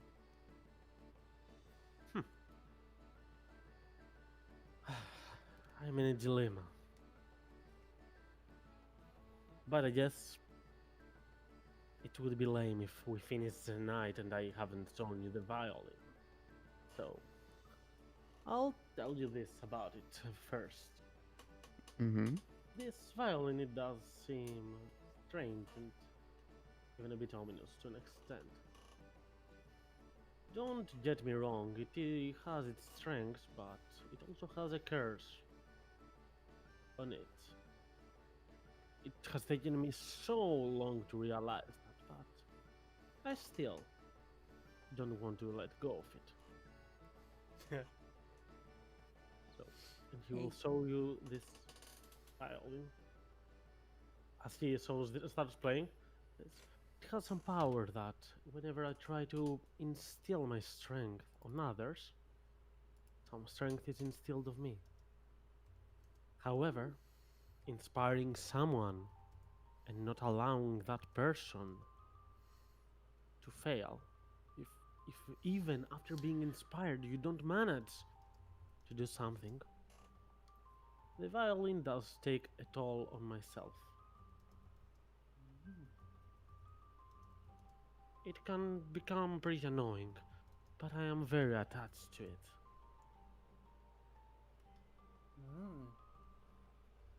Ooh, that's kind of cool.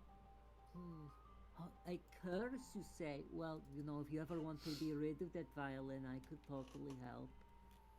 I don't want to. I mean, Just think, I've been with adventurers. Many have the power to remove the curse, but doesn't matter. I'm just keeping this.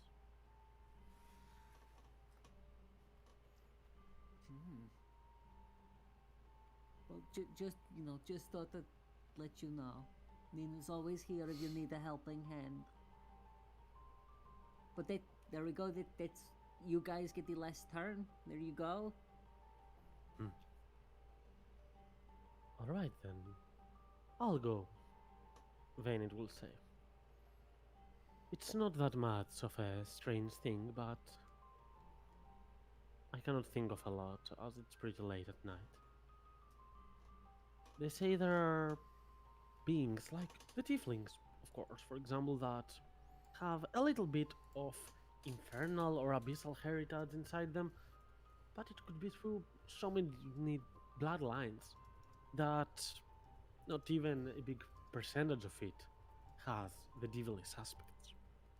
However, if a fiend, like for example a succubus or an incubus, makes a child with a mortal, the result is a cambion, a half fiend that has a lot more powers than some fiends and some mortals, with the capability to grow a lot powerful and potent, serving on vile quests. That was the case of Asmarine, where a Cambion, able to transform, deceived the whole city and reigned at the top of it. Until we came, of course.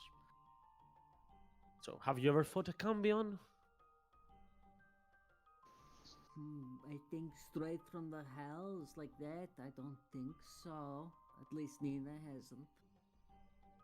No, we've been prone to fighting shit from other planes apparently, but not the hells. We killed that Vrock thing, right? The asshole bird yelling at me in Abyssal. Oh, That's that's in right. the basement of the guild house. But that's I think that's the only other than Zugtamoy, I think that's it. So I guess not. I see. Interesting. I guess Is it it? can be helped then. We have to ask a question. And we'll look around. All starting Brennan, Nina, Locke, Tappy. And then we'll look immediately towards Ogvar and Juniper. So, you two want to explore this potential of yours, but I have to ask. This mother, what has she done to you?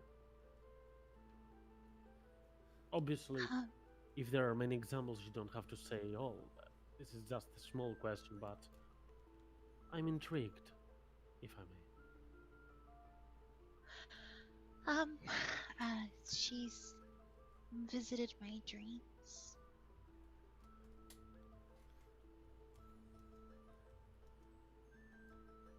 She's, tried to reach out to me and harm me.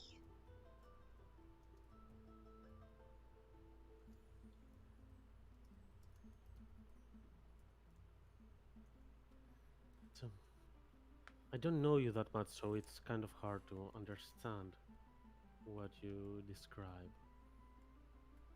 But I can see your face and the way you talk about it. That proves that you are not. You are impacted by this a lot.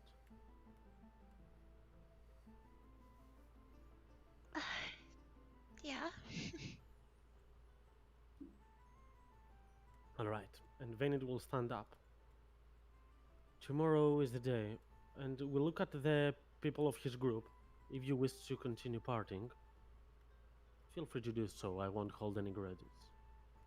I will give it my best. Excuse me. tomorrow. Are you from High Hall by chance? No, I'm not from High Hall. I'm from Zulport, but I've been operating the last months in High Hall. What of it? We just hearing a lot of good things about that place. Is all. It is good. It's a very nice place to be, especially since the royal princess did not announce a law that denounced all the racial disparities, thanks to someone invading her dream. A very nice place to be. I assure Oh, you. that's good. Oh, that's him. That's he did. And Vanity will leave this place to go relax. And from the others as well, Romeo and Celios will also do so. Will leave as they will say that they're looking forward to tomorrow's match. Celios especially believing this and being hyped after getting to know you after all your deeds. And Romeo just being an overall relaxed guy, going away. The rest of the two, though, are going to stay for a little bit. Now that they're alone, we can kill them, and there'll be 2 people down in tomorrow's We can tournament. grab that fire staff. Well, I think I'm pretty tired, pretty pooped. Really? Oh. It's all that water, isn't it? It's I was gonna say. I'm yeah, getting follow weighed that down. water So and much push water weight. forward. Yeah, So much yeah. water weight. I'm just Yeah, bogged you can see down. You're all like ripply in the stomach. You should keep Really? an eye on him, Juniper. Don't Try Ogvar looks something down at his stomach. As soon as he's married, he lets himself go. Try something like wine or whiskey. It'll perk you right up. Not like water. Haven't touched a drop of that shit in my life. Yeah, like look at my beautiful skin and everything about me is amazing. That's because I drink so much wine. It's got like it's made out of berries, you know. Berries are good for you. People always say people aren't eating enough fruit and vegetables, but Nina's all fruit all the time. Yeah. Oh, but if you are Okay. going, Ogvar, good night. I hope you sleep well. And Juniper. You guys should, we should all go. Since we got a big date tomorrow. I think Nina like tends to look at Locke and like at Benedier and Brumhild and is like, I think I could stay up a little later and have a few more drinks. How about you guys? Oh, right. Brandel will say, I forgot. This. No, you'll say to me that I forgot something because it is probably a bit important. A guy approached us right after our victory. A wizard.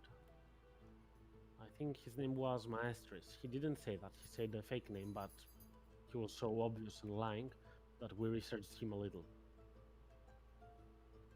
He tried to bribe me after seeing my powerful spells and capabilities to try to assassinate you instead of just bringing you down in the arena combat. The way that he said it was weird, like he was totally like a poker face, not... at first I was like, I thought he was joking because no one can say that with a straight face. And I mean, why would he go to a stranger like me? Would he really believe I would agree to it? Do I have a record in killing people? Perhaps I'm an adventurer, but that doesn't count. It's different. Murder is different. But it was strange, and obviously I did not agree, as you might guess. But still, I suppose if he is truly looking for something like this for you, perhaps he might find someone else. I mean, well, there's a few things to unwrap here. What did you say his name was? Maestris von Darl was his name, though he did Oh, say a fake name to me. He told me his Von- name was Joffin. Oh, Von Drool. I remember. That's the asshole wizard that was harassing the goblins. Oh, that's what I was. Say, I think we know him better by Von Asshole, yeah. That's the... Look, that's the dude we paid those kids to go and throw stones at his house. That is true, yes. Oh my god. That asshole. He's so grudgy, right? Can you just let it go? We beat him, and we made fun of him in front of the goblins. And he wants us killed? That's so petty. That's so petty. We should have just went through the whole burn his house down thing, you know. May I interrupt you for a moment? Just wanted to say that in the Underdark, as I said, most of my quests have been there. And I've met several tribes of different creatures, and some of them, the Darrow, for example, they are literal madmen. And it's not something racial in the way that you think like they are born with madness, because that would be a bit bad, but actually being messed by mind flayers for so long tends to have some impact on your lives, even several generations later. So yeah, their mind was crazy. Their eyes, they were playing around. If you would try to talk to them, you wouldn't understand what they are thinking or why they would do this. When I first met some of those, I was a bit feeling really weird, not knowing how to behave around them, knowing that even if I compliment them, they might take it angrily. They were really insane. And when Maestris told me that, I got the same kind of notion. He seemed pretty strong. I felt that definitely had an intensity in his strength, but He, I mean, he didn't seem crazy when we talked to him. He just seemed like, oh, what? What if, like, what if he's like actually crazy now? What if he's like, you remember Lucky Guilt House, the Shame House, just a the moment. symbol? Are your friends gonna be okay? They just left. Oh, they do that. I think so. I mean, I think Ogvar will be safe in Juniper's hands. Yeah, yeah. She could raise this whole sit if she wanted to. They're fine. So, like I said, he didn't seem crazy. Vondrel didn't seem crazy. He just seemed like an asshole. But if he seems crazy now, like maybe he actually is. Maybe he saw that symbol, you know? Remember Luck and Bray? Ah, interesting. I mean, the cultists were knocking around the city, right? That's a decent point. I doubt where we were is the only time that's happened around here. And I mean, the cultists tried to assassinate Quav and stuff. So if this dude went looking for people that hate us, I mean, nobody hates Nina, but you know, like maybe they hate Death Swords as a principle because we kind of screwed them over like 3 times now. Maybe he is crazy. I don't know. I just thought I should let you know. And don't worry, I'm not killing you tomorrow, though. I'm definitely gonna drop you down. You're going to try. You're going to try and drop me down.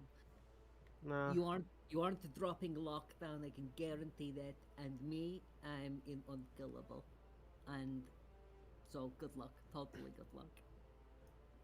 Interesting. Appreciate you telling us that. For the good faith, I won't break as many teeth as I did to that guy. But no, still, we've already been having other shit to look over our shoulders for, so why not? Don't dare break a single teeth from me. I wouldn't like that at all. Please be a gentleman. I'm just a weak damsel in distress. You know, I made a truce with Jinx and Quav in the last fight to, you know, for us to not hurt the heart or face. We could do that again if you'd like. No. No? My stuff is a bit explosive.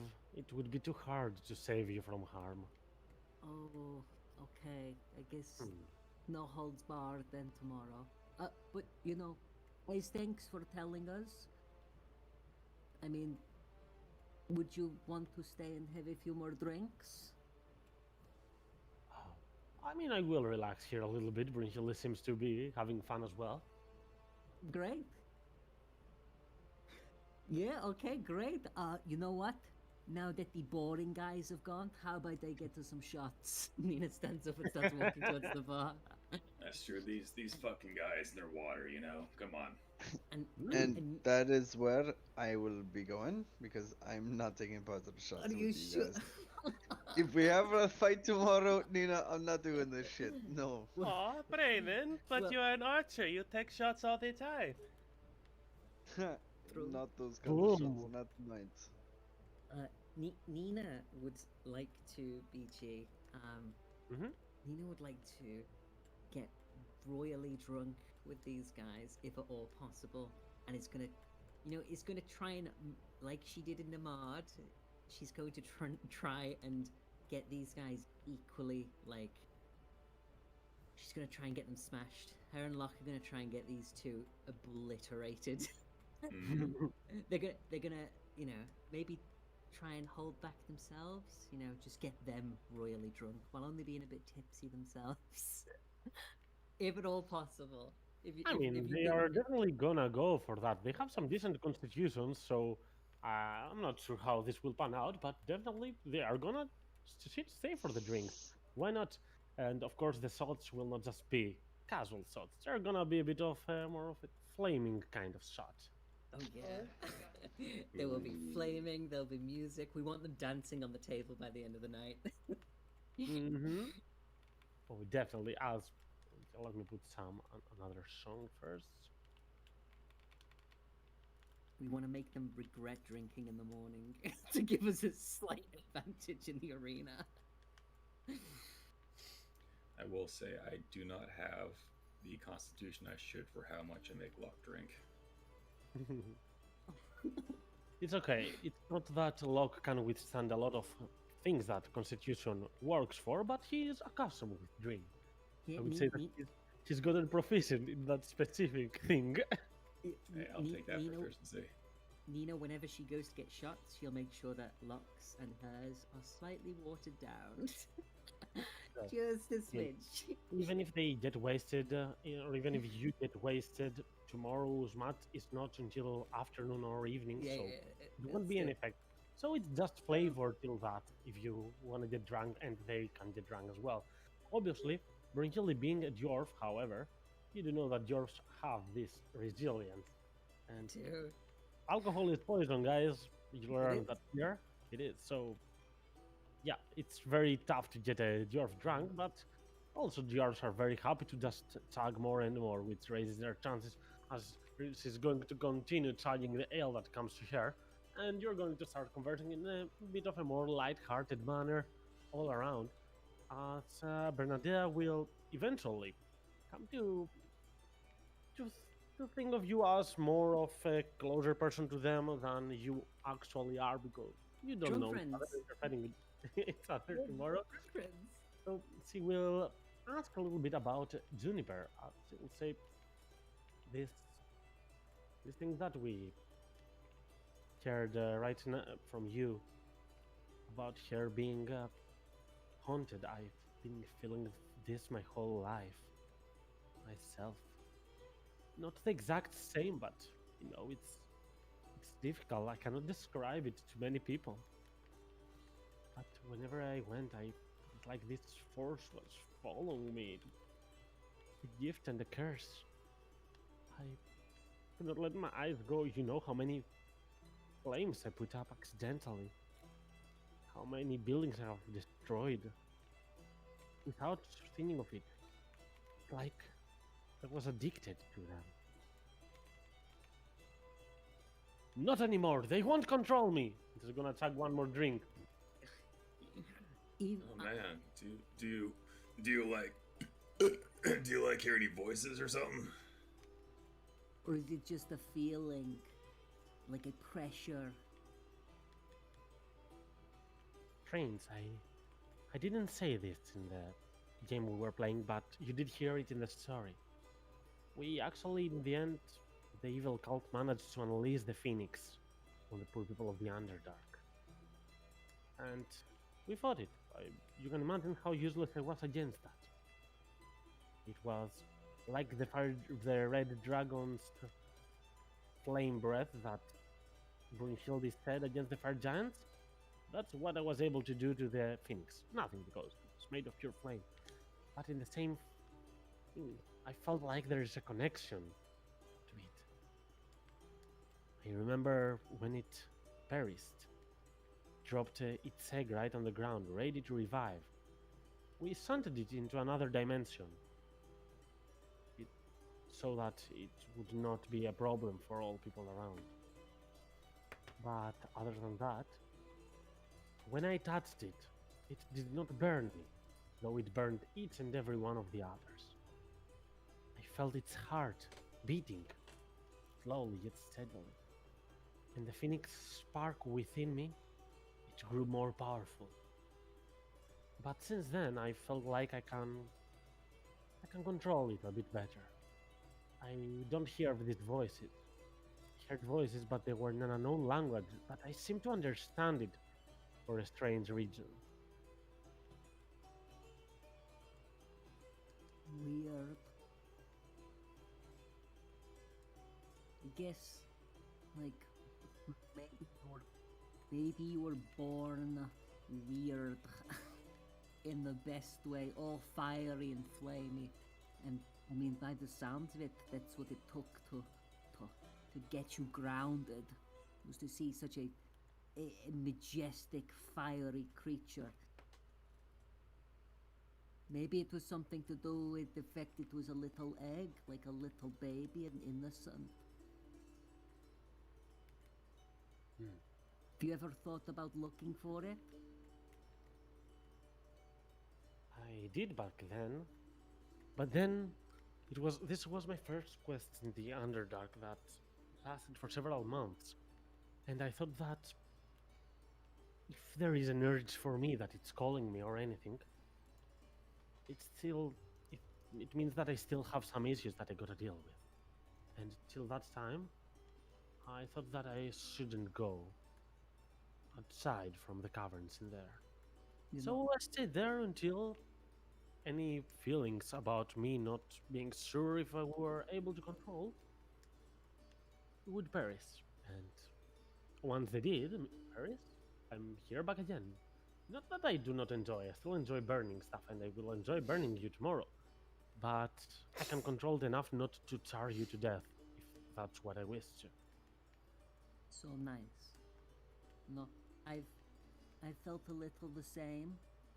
Ever since I was young, I felt a little different. Obviously, I'm different, and it kind of wasn't until really super recently I found out why. Don't know. Just some people are born different, but I don't know. Maybe you should try being more than friends. Well, more than just, acquaintances with your little group. Actually be friends with them, try to. Because I found that I've been much happier, much more grounded since meeting Locke and Juniper and Ogvar and Brain and Shar and Tepi.